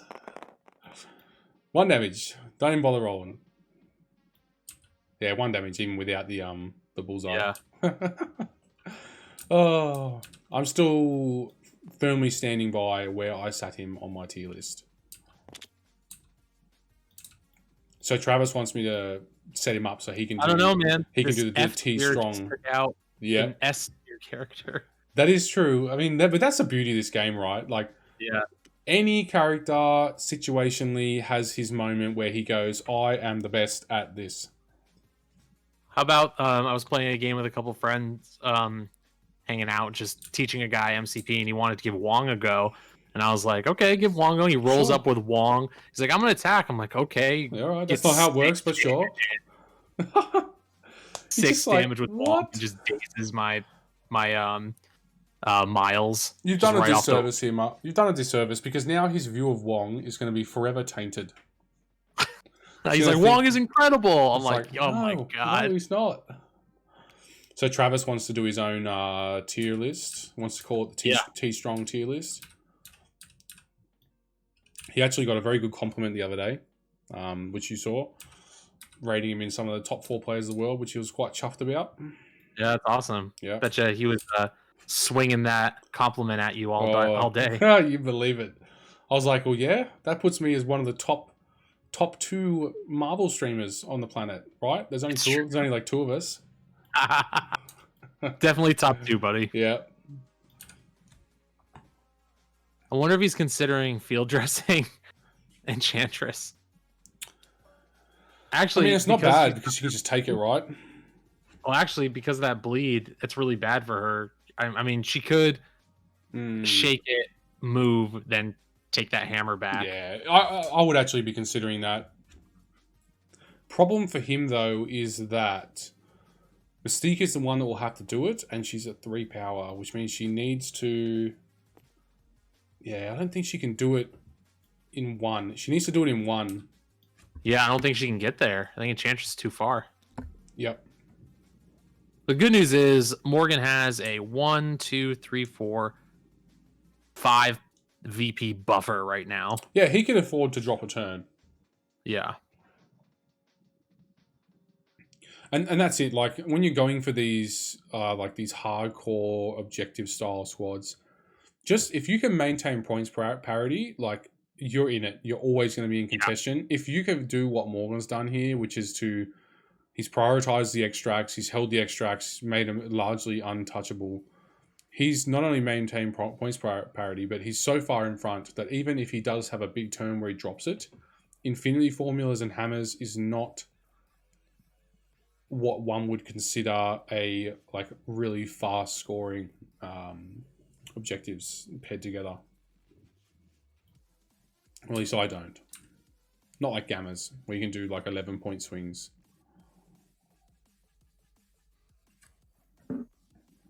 It's going to be tough for Johan here to climb back, but I think you have to start with dunking on mags. Yes, and knowing that, do you activate mags for Morgs? You could activate mags and try and eliminate all those guys. It's nerve-wracking because Mystique's on 1, but Mags is on 3. I don't know if any of them have it in them to do the 3 damage to Mags if Morgs' defense dice do what they're supposed to do. And Urakoye basically has to go for the spear throw at Toad at this point, or at least you have to be thinking about that. Well, if you can kill Mags and limit Morgan to 2 VPs here, there's a world where you could get, if you're Johan, 1, 2, 3, 4, 5, 6 VP on this next next turn on this round right here. Ooh, that's a big swing. That puts him in the hot seat. That would be, he'd be at 13 and Morgan would be at 14 after this round. Yeah, if Johan and get that swing. Jeez, and that does put him on that hot seat area because I'd favor him to hold more serum canisters than Morgan. So, but you have to daze Mags in order to do it. Mags is activating. So we are throwing something. It is a construct. Who it is into, I am not sure. 3 defense. Whoever it is taking 3. That was a Koye. So 2 damage into a Koye. Yep. I would probably throw again and just get rid of her. Yeah. Get that bodyguard out of there. Yeah, get rid of it. And then you can at least have a go at trying to deal with we're doing an attack. No, we're not. We're doing a throw. 2 damage. Another done. Dunzos. That is a Koye off the board. Join your clone in the ether. So now you can double attack with Mags. Yep. And see if you can kill Taskmaster. I would think about moving to this bottom serum canister, to be honest. I would move, try and stay within 3 of Crossbones. Oh, no, you can't actually push Crossbones because he just walks back. Nah, there's no pushing him. He just walks back. He could double move with Mags, though. Yeah. Make it really hard for these guys to go for it. I mean, Crossbones just walks back there. I'm pretty sure his small movement, he can reach that serum canister. Yeah. He also has the overpower online, so realistically, he can move and attack. Close. Trying to see if he's got anything to throw. He does throw it long, though, so I actually think there's a world where he can put that size 5 truck into Taskmaster. I love it. I love it. If he blanks out, straight remove him. That's a big swing. That's a big play. That's a T-Foss play. So that's a saucy play right there for sure. Is he going for it or not? You got to do it and stay within the serum as well. I think you just double move here. Crossbones can throw him, but as long as you pay for the increased defense, you can't be thrown. So, oh, that's Mag's dead. Everybody knows if you end up upside down, you're dead. You're dead. Yeah, that's how the game works.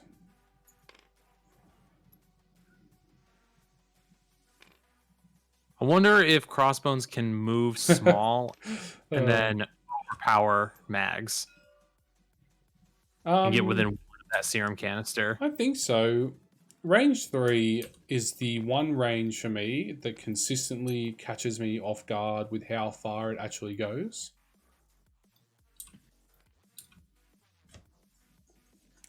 Really great play from Morgs there, not being bloodthirsty and staying to try and wipe out as many characters as possible, which is what a lot of Mags players would do there. Plus, I don't think that you can get Taskmaster to move medium and be within 2. So knowing that, so this is like the gift of hindsight, right? Asteroid M, there it is. Here it comes. Bring in Mystique.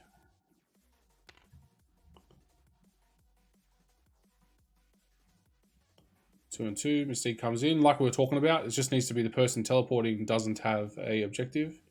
Now you've saved Mystique, potentially. Absolutely. And you're putting decisions onto Johan about who you want to actually try and daze. Right? Man, because if Johan does a overpower onto... Throw Mystique into Mags? I would like to point out that is measured off of the traffic signal. But I shan't be typing anything in.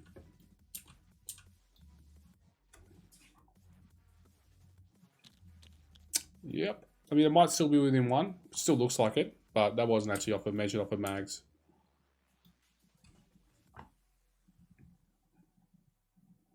Because if Crossbones can move up, attack Mystique, and throw her, is that before damage is dealt or after? Mystique. Before damage is dealt, the throw is on a wild. Nice. It's close. I don't think he can do it in 1 move. It's really close. It's so close.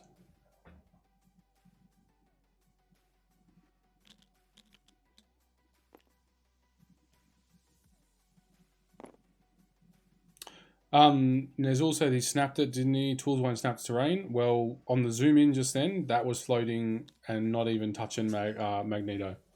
So, I don't know. The worst part is, right, Crossbones double moves here. He just takes that token if he can get in range, and they equal out. Slows Morgan down. Yeah, I think that would put Morgan at 15. I gotta say, it is very pleasurable seeing Criminal Syndicate played at this level because it's actually quite interesting. It's not my play style, it's not my cup of tea, but it is interesting seeing this different style of decision making where you don't have to worry about throwing people off. You just walk onto it, take it. You'd almost have to do like a retraining of your brain. You know what'd be funny? Taskmaster does his shield throw and dazes both. Oh, dazes both with the shield throw. Just ricochets it and nails them both.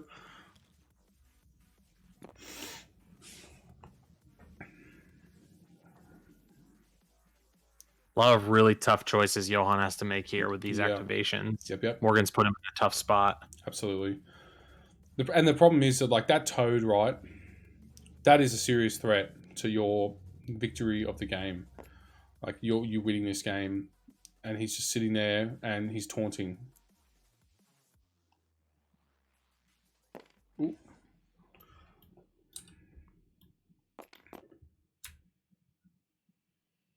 Oh, man. So this is what my Black Bolt did the other night. See how he's touching the template and it's moving the template, but it doesn't actually look in? I'd rule that as in. Yeah, same. Let's go to my camera here. Get the quantum cam out. That's all right. I think it's touching. I think that's fine. It's right on the edge there. Yeah. The shadow. Let's put 2 templates down. That will solve it. Yeah, I would say that's in.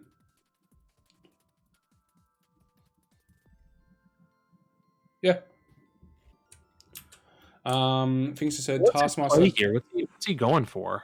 Probably the mnemonic, possibly.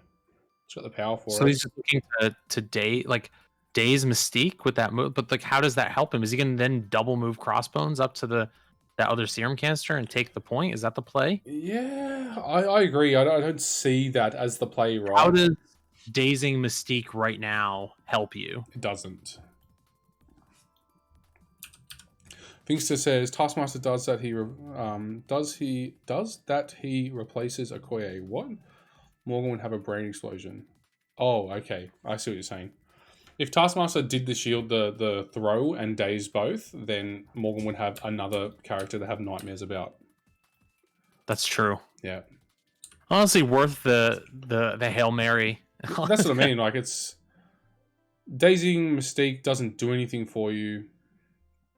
But it would be nice to get rid of her, get her onto her injured side. It was so funny. Right before we started, I was talking to Morgan. It's about 15 minutes before we started. And I'm like, "Hey, young man." He goes, "You know, these final weeks are just really starting to become really expensive, really, really stressful." Whoa, 3 hits. Martial Artist is online. Nope, dazed. So dazed to Mystique. Nice. Oh, he still has climbing gear. That's what he's going for, right? Yeah, sure. So that means he can cap that point. No, he's injured. Versus Magneto is healthy. But doesn't he still count as 2? Or is it only healthy player? Only healthy. That's what I mean. This did not make as much sense as leaving Taskmaster on the back serum and sending Crossbones up there and then doing the Haymaker or whatever it is, the Overpower, teleporting yourself on. You could potentially secure both points. I think he wanted to do that. I don't think he had the range to small move and get the Haymaker on Mystique with Crossbones. crossbones. True. Well, you got climbing gear? Nah, not enough power though. Maybe he climbing. I don't know. Maybe he climbing gears back to the other serum canister where crossbones is, then moves crossbones, double moves him up. Yep. Oh, looks like he's not climbing gearing, but I would be sending crossbones to that serum canister right now. Now that Magneto does not have the power to field dressing, and also you can hold this point, like you're worth 2 versus Morgan's 1. This is nice. So really, yeah. I guess you wanted to get that VP. That's why you go for the Mystique days. Yeah, sure, that's it. Here you go. Widow takes the other one. I forgot Widow hadn't activated. Yeah, true. She's not dead. Not dead yet. Yeah, so she'll take that other one. Never mind then. 2 days on Morgan means you only got 2 activations this round, which is why these guys are in the top 16 and I'm not. It's hard from the sideways view. I was talking about this. I'd love for the health bar and the power bar and all of the tokens that are on them to be 360 no matter what direction you're looking at the characters from. Yeah. That would be great. But that's just it doesn't matter. It's all on the stream review anyway. So if you're Johan, you're keeping Morgan at 15 here, and you yourself are going to get 1, 2, 3, 4, 5. You're going to get 5. Good. Okay. So basically, you've given yourself an additional turn, which is what matters. To try and figure it out, yeah. So Raptor Nest, I'm late. 3, what did I miss? So that will put Johan at 12 after this turn, which allows you to attempt to daze Mags. Try to at least. 12. Morgan will have priority. Oh, Tyler, I mean, you got that. I don't fancy his chances of actually getting crossbones there. There is a size 4 truck now sitting next to Mags, which is kind of terrifying. Raptor Nest says, "Hi Ryan with a love heart," and he says, "I'm late. What did I miss?" Turn 1, probably the big stuff. Getting killed in 2 attacks. Yeah, Morgan's Okoye opened the game by moving up, grabbing a hammer, and getting one shot by a shield throw from Taskmaster, and then the very next turn getting one shot by someone else. That was the crazy stuff. The rest of it's just been some really interesting positioning, toing and froing between the two of them. Yeah. So you got Enchantress is going to take Bullseye's thing. So there's also that to be concerned about. There's a lot of things for Johan to deal with right now, and he could very quickly get into that analysis paralysis, information overload. He has to get rid of Mags. He has to deal with Toad. He needs to cap as many of these serum canisters as possible. One thing at a time. You're not getting Toad. It's not happening. Leave it. Exactly. So you need to keep Morgan at, let's say you're able to cap all 4 points, right? Yep. So you're at 12. 16. Yep. Morgan's currently at 15. But Morgan's going to get at least 17, probably 18 because of the 2 hammers, okay? Because he'll have a hammer from Enchantress and 2 from Toad. So let's say minimum Morgan, is going to be getting 3 points. He's sitting at 18. Yep. So if you can get all 4 of your serums, though, that is, let's see, 14. So you're at 12, 13, 14, 15. You're at 16. Can you find a way to best case for him? I personally would be, he has to cap all 4 of these points. That brings him to 16.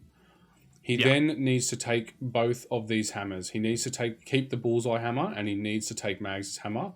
Then him and Morgan will he'll pip him at the finish. But I don't know how you're going to stop Enchantress from doing Enchantress things. She can he has to kill her. He has to just kill her. I mean, Bullseye has the power to remove her defense, so that is a concern if you're an Enchantress player. Personally, if I was Enchantress and I was sitting on 7 power, I would move, take that hammer, and probably look to just wipe out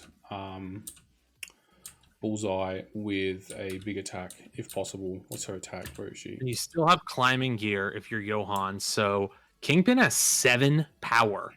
So Kingpin is a threat to throw stuff at Amora. Like you got like there's still a lot of interplay here.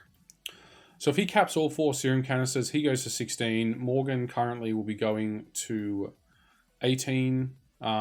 He keeps the serum. He keeps the one on Bullseye. He goes to 17 versus Morgan's 18. If he takes Magneto's hammer, he ties it out and then goes into the next round, where I very much favor him to win the round after that. I think I would favor him if they can. If Johan can push this to another round. We've got a throw coming from Enchantress. You're throwing a car at Bullseye. Yeah, the Bullseye is the threat here. He needs to go. Yeah, which is weird because he's an FT character. So 2 blocks. 2. Nice. Takes 1.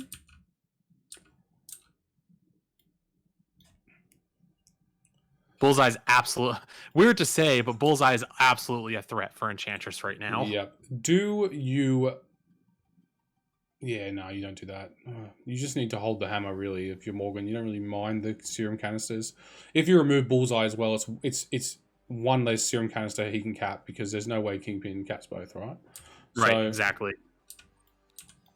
So I think he's going to bow Bullseye towards him. I would bow him in for a double punch and then steal. And see what's left. Nice. Get aggressive. I like it. Raptor Nest, what do you guys think of Bitter Rivals? Bitter Rivals is, if it wasn't for Hired Muscle, it'd be top 8 in tactics cards. I think it's like number 9 right now. Nice. So you bow, you steal, now you double 6 dice beam. Attack. And you get rid of him. If Morgan double attacks Dazes Bullseye, I think this is game. It will be KO'd, be gone. He's going to run. Or, I mean, he could run now too. Yeah, double move. That still could also be game. He does have flight. I don't know if it's game yet, though, because... Well, how is Bullseye going to get that hammer and also cap that point? Through the magic of Bullseye. No, he's not. Got Mags. Mags is still a threat down the bottom. Wipe him out. I don't know. Widow goes along and kills Toad somehow.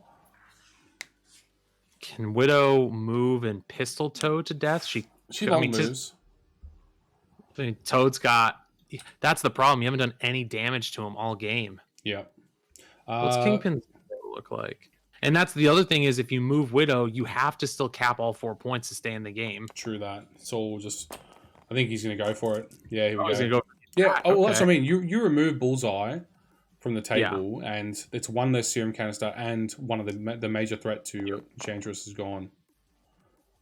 2 goes through, so you're in the process of dealing with this Bullseye. You also have a wild, which I think... Sat power. That's all it is for that. Yeah. I wasn't sure if he goes for the enthrall, but he doesn't have the power for it. No, this 6 dice would be... This is the beam because he's got the hammer. But he could do enthrall now if he wanted. Is it 3 power? 8 dice. Ooh, yes. I would do that. At a minimum, you're going to put a stagger on him. Hope, best case, stagger. I don't know. Yeah, I would absolutely... I would just go for it.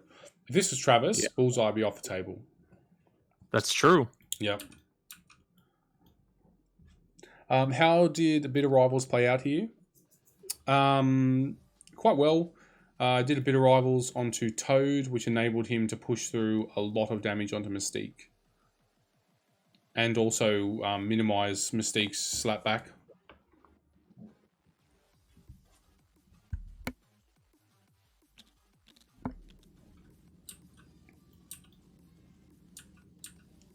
So unless I'm wrong, we still have a single action left.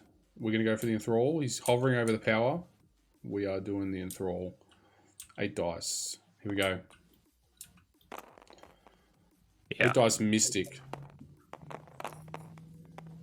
4 so far with a slow. That's going to get him. He's gone.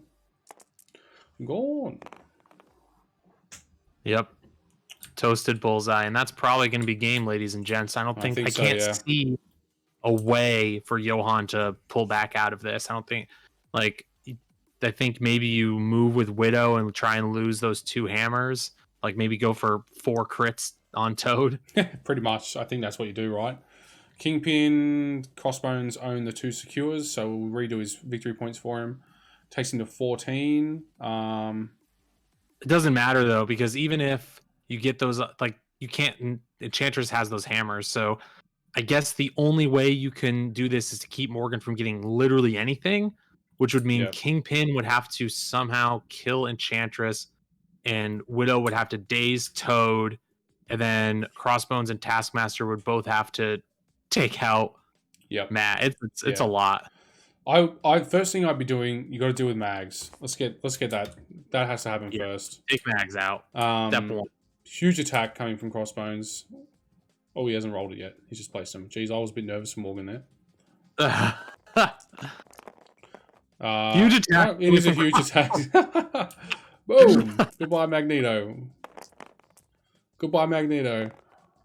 Yikes. Yep. Oh, Crossbones. 9. He has done the most damage of any character in this game. Wow. Small victories. Yep, small victories. So Jacob Collins says you could climbing gear Kingpin, move towards Toad and hail to the king and hope for spikes. Yes. I don't know though, because Kingpin's pretty maybe. Well, how else are you gonna stop Enchantress? That's the real question. Well, yeah, I mean Toad, if you had to pick between them, right, Toad's worth more. But I just don't see. He doesn't have enough power on Kingpin to move, climbing gear and move and hail to the king and reduce her defense. So it's 5 versus 7. Toad, at least it'll be 7 versus 3. So now I think he's gonna attack Mystique. Wow, drunk on power. I love it. Oh, 3 so far. That's good. Yeah, not bad so far. With a hammer, it's always to be respected. Whee! Wow. 2 blocks versus 5. Mystique takes 3. Hey, Django, how's it going? Mystique takes 2. Am I reading that right? It takes 3. Yeah, 3. You're still ticking it up. Cool. That's a good start. That's a good start to keeping him in this game.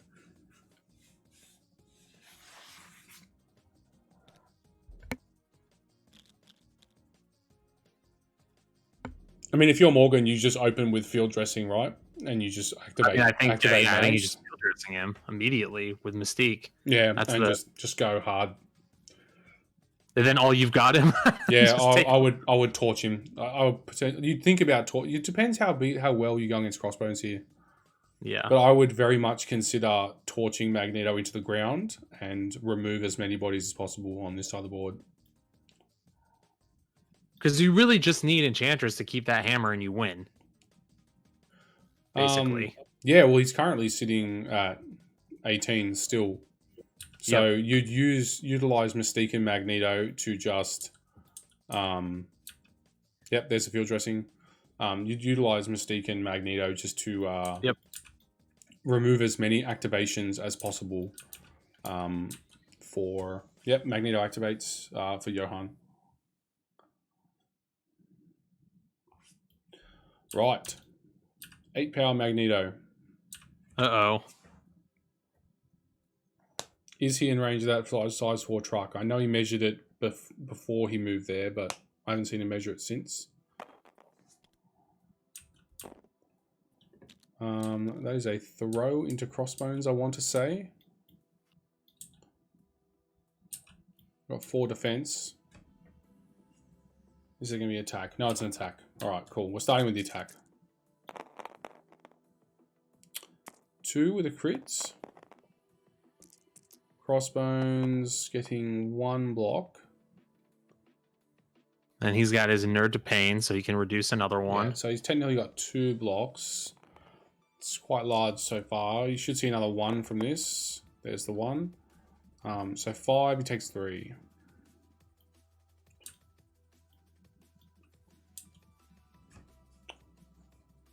So he's still in it. For now. Yeah. I would hold that size 4 truck until the end, because if you can actually it's only going to daze Crossbones, so you won't even be able to throw through him. I was going to say you could throw the truck into Taskmaster, but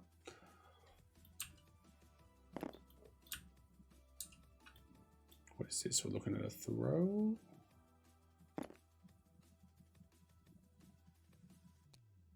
Advancing. If he wants to advance or not.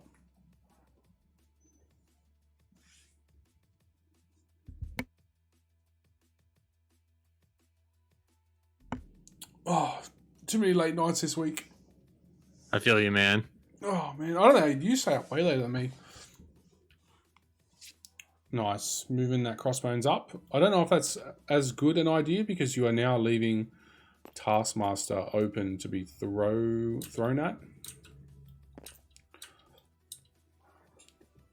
Just a little something to think about. That size 4 truck can, I think, slip that gap right there, which means you might lose both. Sure. I would have stayed right there. Right, because if Crossbones does daze, you are using Crossbones then to protect Taskmaster from all the rest of Magneto's activation. 4 power, that will be the truck. Who's to go at? And that's what I was talking about. Straight into Taskmaster. It's like I've played this game a few times. 5 hits coming in. Oh, double block. He survives. He does. That's good. You needed that. He needed that right there.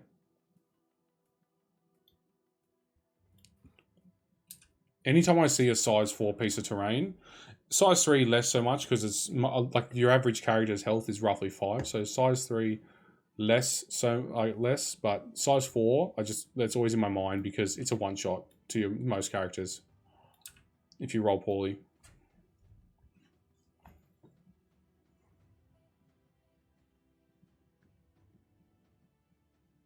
So what's Matt? We got Mags at still 7 power. Yeah, I would.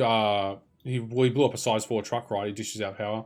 I would probably all you've got Mags here and try and remove these 2 to just keep stopping potential VPs for. Whoa, We've got another attack still, so. Whoa, it's 5 already. 6 with a single reroll. I would expect to see Crossbones go down here, but he is blocking 4 of this. Nope, that's what he needed to see. Yeah, absolutely. 7. 7's the number he needed to hit to wipe out that Crossbones. That is a dazed Crossbones. And he gains another bunch of power. He's going to get that hammer back. Yeah, would you start throwing these size 1 terrain pieces behind you into Taskmaster? 100%, yeah. Yeah? Or do you... All you've got... No, I mean, I think you pick up that hammer. Guys, I'll cover all the follows and things like that at the end of the stream. Actually, you don't even need to pick up that hammer. Just drop it back behind you and force Taskmaster, if he wants it, to go get it. Well, exactly. That's what I'm talking about. If you throw it behind you and then all you've got... Because your Mystique can just use her activation to grab it and walk into the point. Yeah. So if you put it behind you and not near that serum canister, even if Black Widow's all that is left, she has to double move away from the serum canister to get it.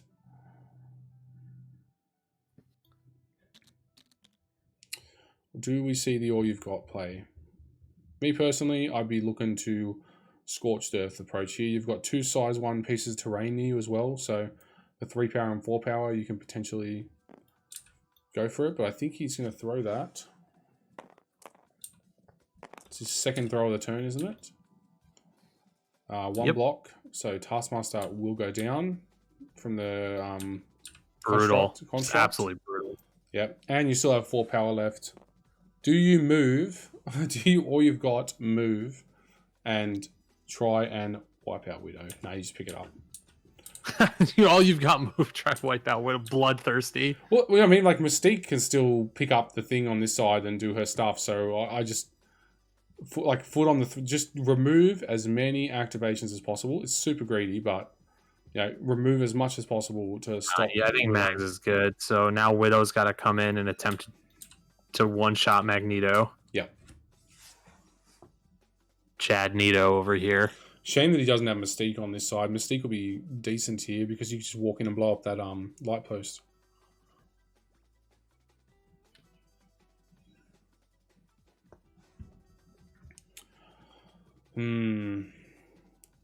Widow, I mean, there's 2 victory points sitting there. 3, 4. There's 5 victory points. Morgan's going to 20 currently. and he's only got 2 activations left to remove all 5 victory points to stop Morgan from getting to his win condition. I don't think he can do it. I think it's an impossibility at this point. You still go for it. Climbing gear.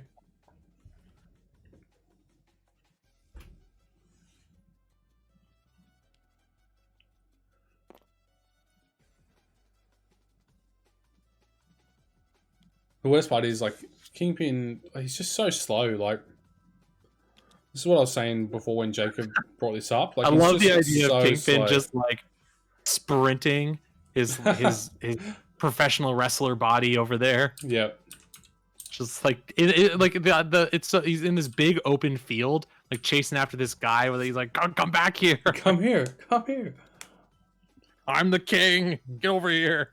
I mean, if it wasn't for the Infinity Formula, the serum canisters, this Kingpin, he's dealt no damage from attacks.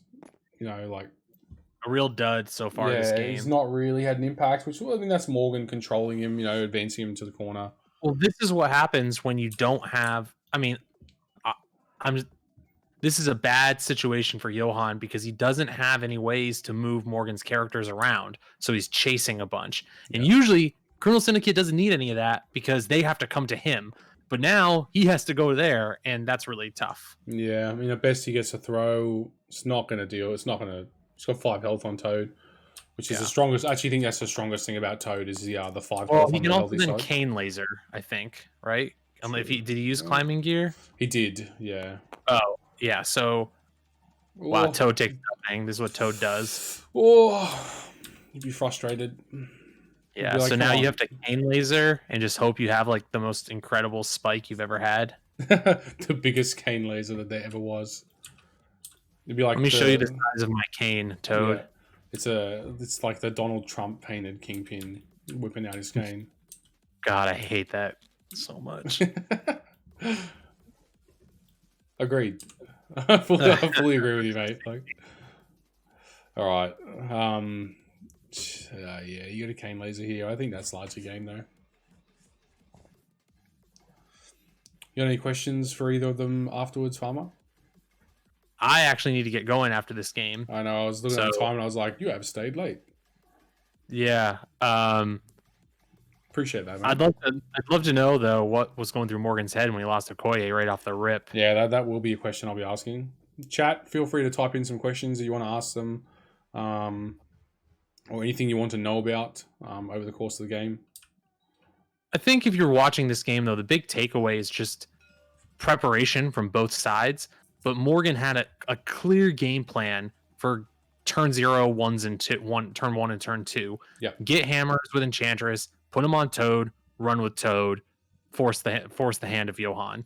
Exactly, and you're not fighting on those secures anymore, which means that you're like this, forcing him to fight away from where he's strongest.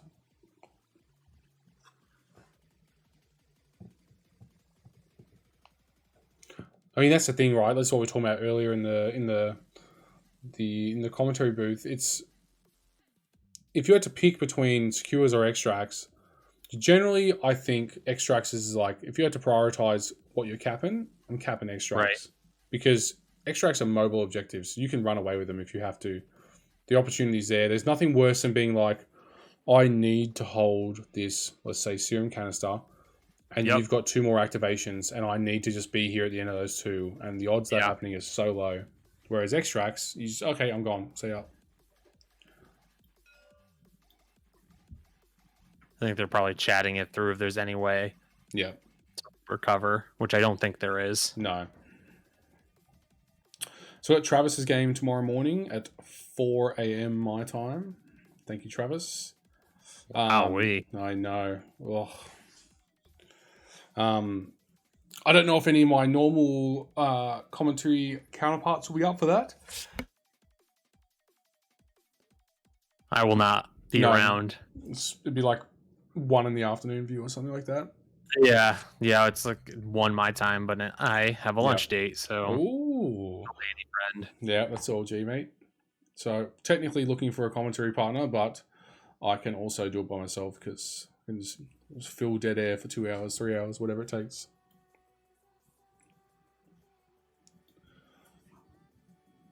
Well, buddy, I gotta drop. Right, thanks for letting me commentate the game with you. No worries, brother. I'll let you know if anything strange happens, but I suspect that Morgan has this in the bag. Yeah, the curtains are down on this one. Yep.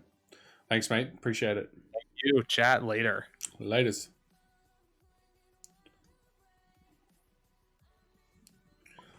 Right.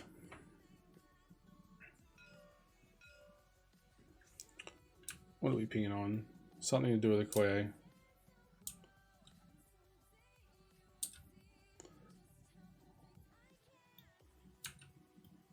Darren, if you're in the stream, mate, what's going on? Is this one of them, has he conceded and they're just talking through the game, or is this like they're actually still going through decision-making process here?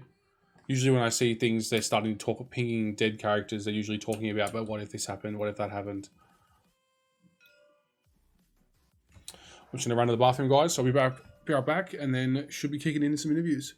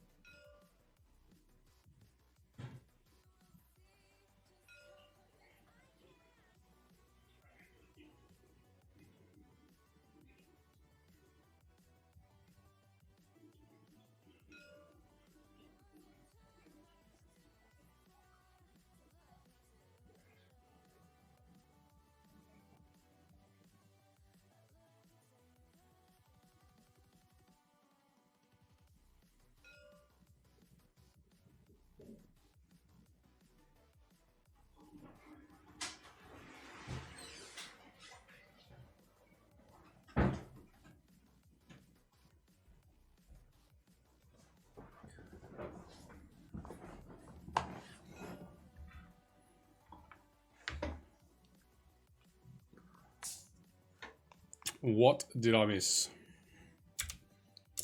Nothing.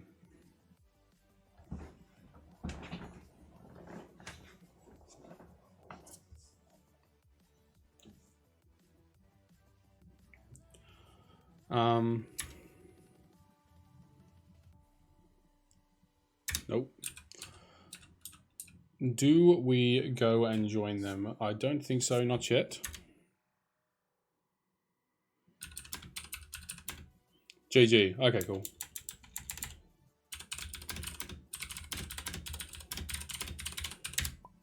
Just give them their minutes to do the post-game discussion. It's always rude to jump in when two players are doing their post-game discussion about the game between themselves. You never know.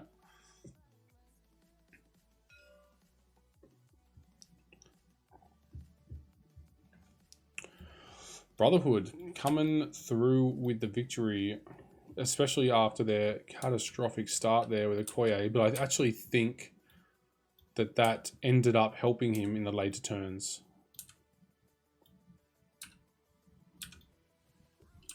So my questions for Morgan will be asking about Asteroid M to Magneto to the top, if he considered it, or if he just thought that Magneto would stand up and fight here, or and then Johan going to be asking about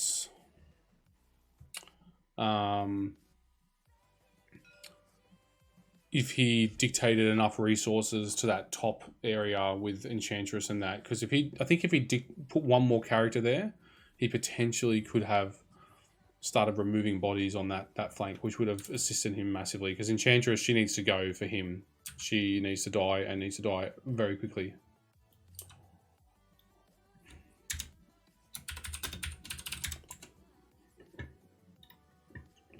Just got the all okay from Morgan, so I'm going to pop over.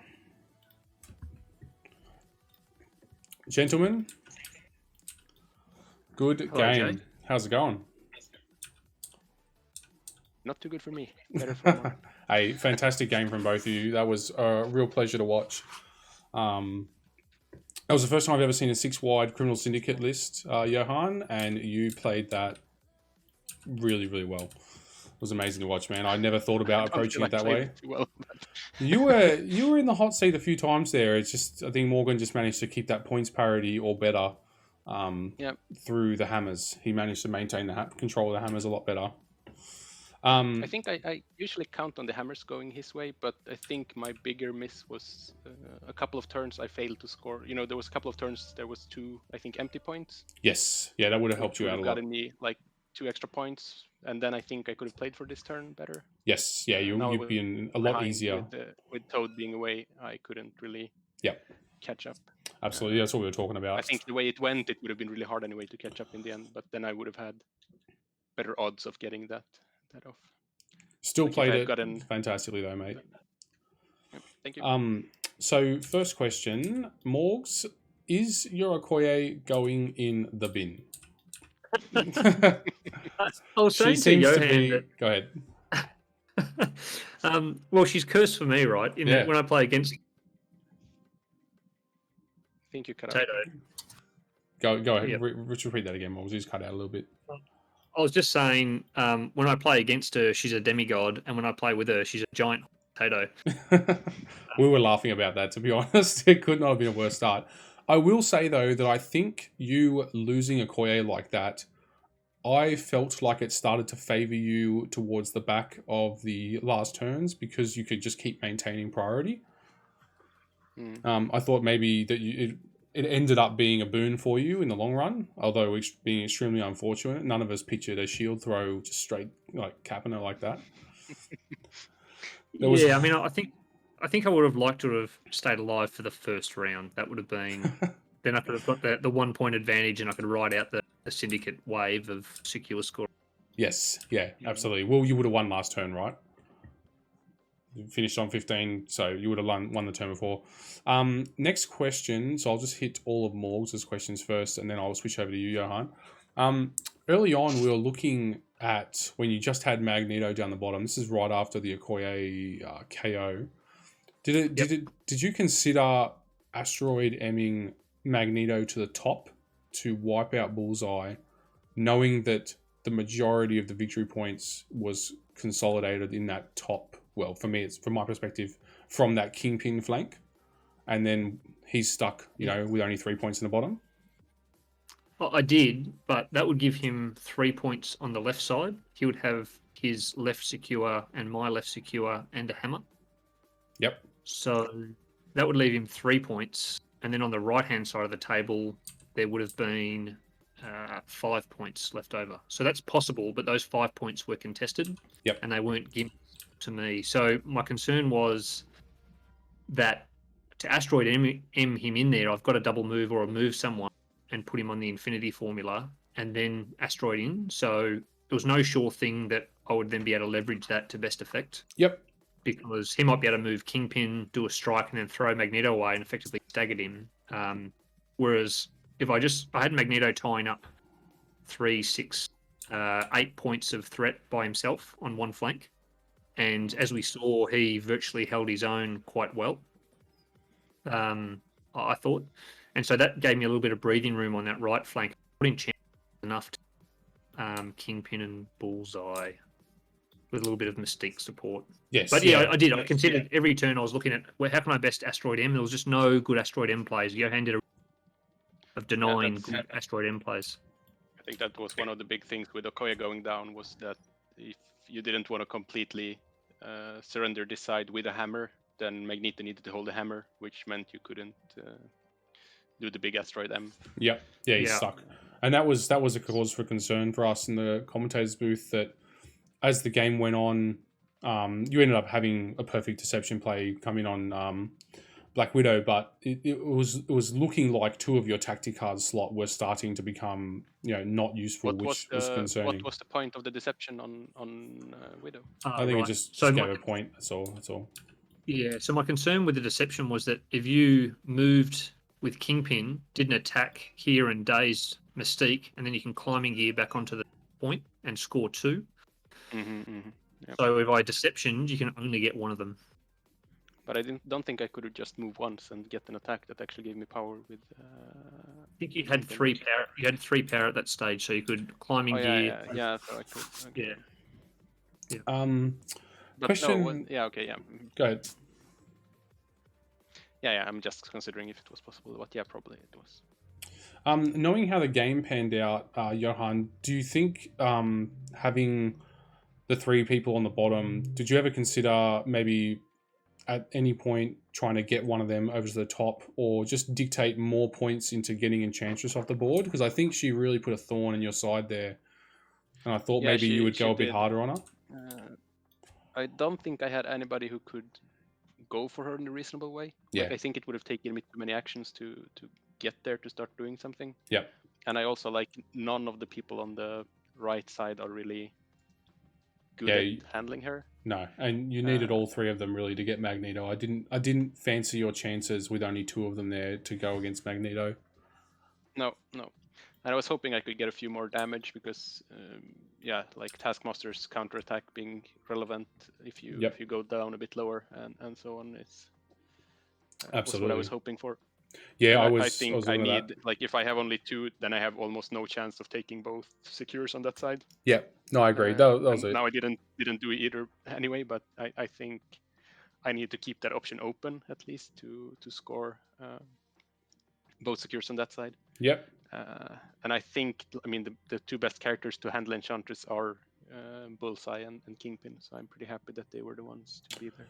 I got to tell you, I quite enjoyed watching your Bullseye play, because I have copped a little bit of flack, but I had basically put him in the worst tier possible for a character.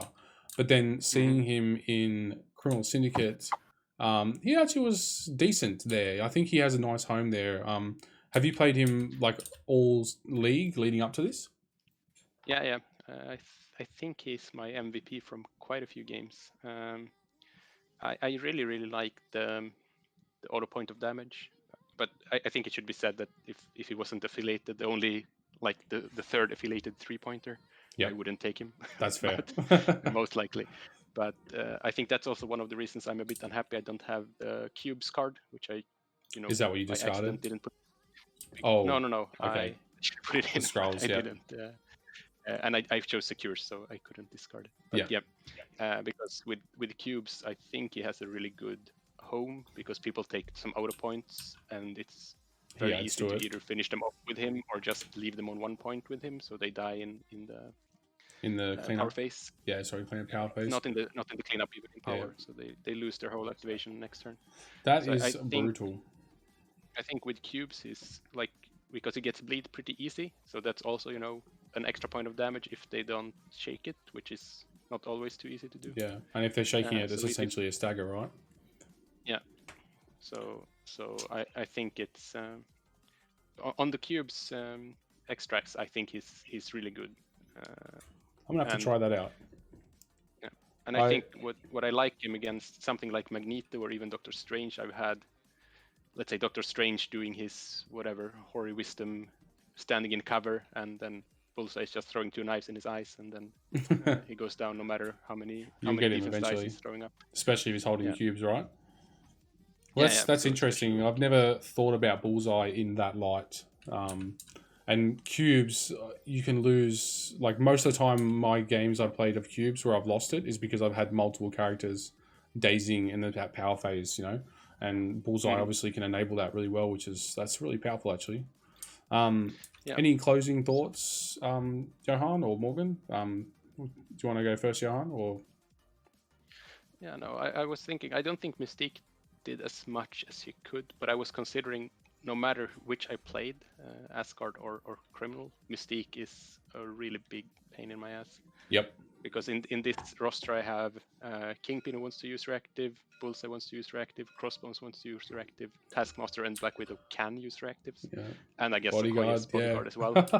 So I have all of them are disabled by it, and I played Loki into her a few times, and Loki with no I am a god or no sad trickster Loki. Or no Odin's blessing is the most sad Loki you've seen. Yeah. So I was I think Mystique is exceptional into what I'm playing.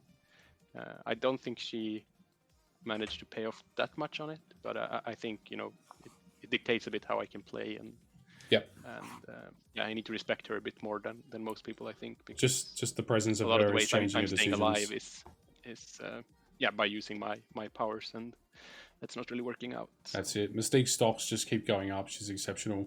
Morgs, any closing thoughts? You're going into top 4 now, which is pretty cool. Yeah, I want to congratulate Johan on a fantastic season 4 and getting to the top 8 of the, a very competitive league. Man, that's an awesome achievement and really well done. It was a real pleasure to play with you today, and I thank you for showing me your exceptional Criminal Syndicate play. Yeah, thank you, and thank you for a really good game, and good luck going forward.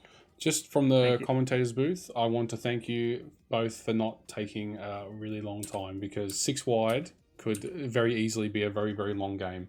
And you're obviously very comfortable with these 6, Johan, because you played at quite a fast pace, which was really nice to see that. Just big confidence going into it. I hope we can get some death clocks going. Yeah. Yeah. No. Let me know. War machine. Get that war machine out of here. Yeah. I see these timers up here. They're enticing me. Bringing you back. Taking you back to simpler times. I'll tell you what, when AMG bring it in, I'll play with chess clocks. Yeah, I agree. I'll just need to talk to Will, poke him a bit. Yeah, that's right. Yes, and when they do, I'll play it. Yeah, we've got no choice.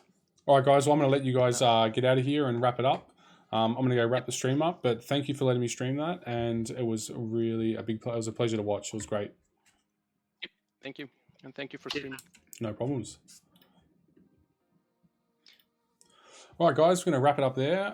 Back tomorrow morning at 4 a.m. So just for your info, I'm terrible at time differences. So this one started at 9:30 a.m. for me. So 4 a.m. tomorrow. So adjust your clocks. That's Travis's game tomorrow, which, as you know, he's Mr. Explosive, King T'Challa himself. Makes some crazy plays, some insane plays that most sane people wouldn't do, just because of how much confidence he has in his ability to get that flick of the wrist better than anyone else when he throws dice. So yeah, feel free to tune in for that one. Should be a really great game as well. And thanks for tuning in, guys. There you go, 1700 GMT.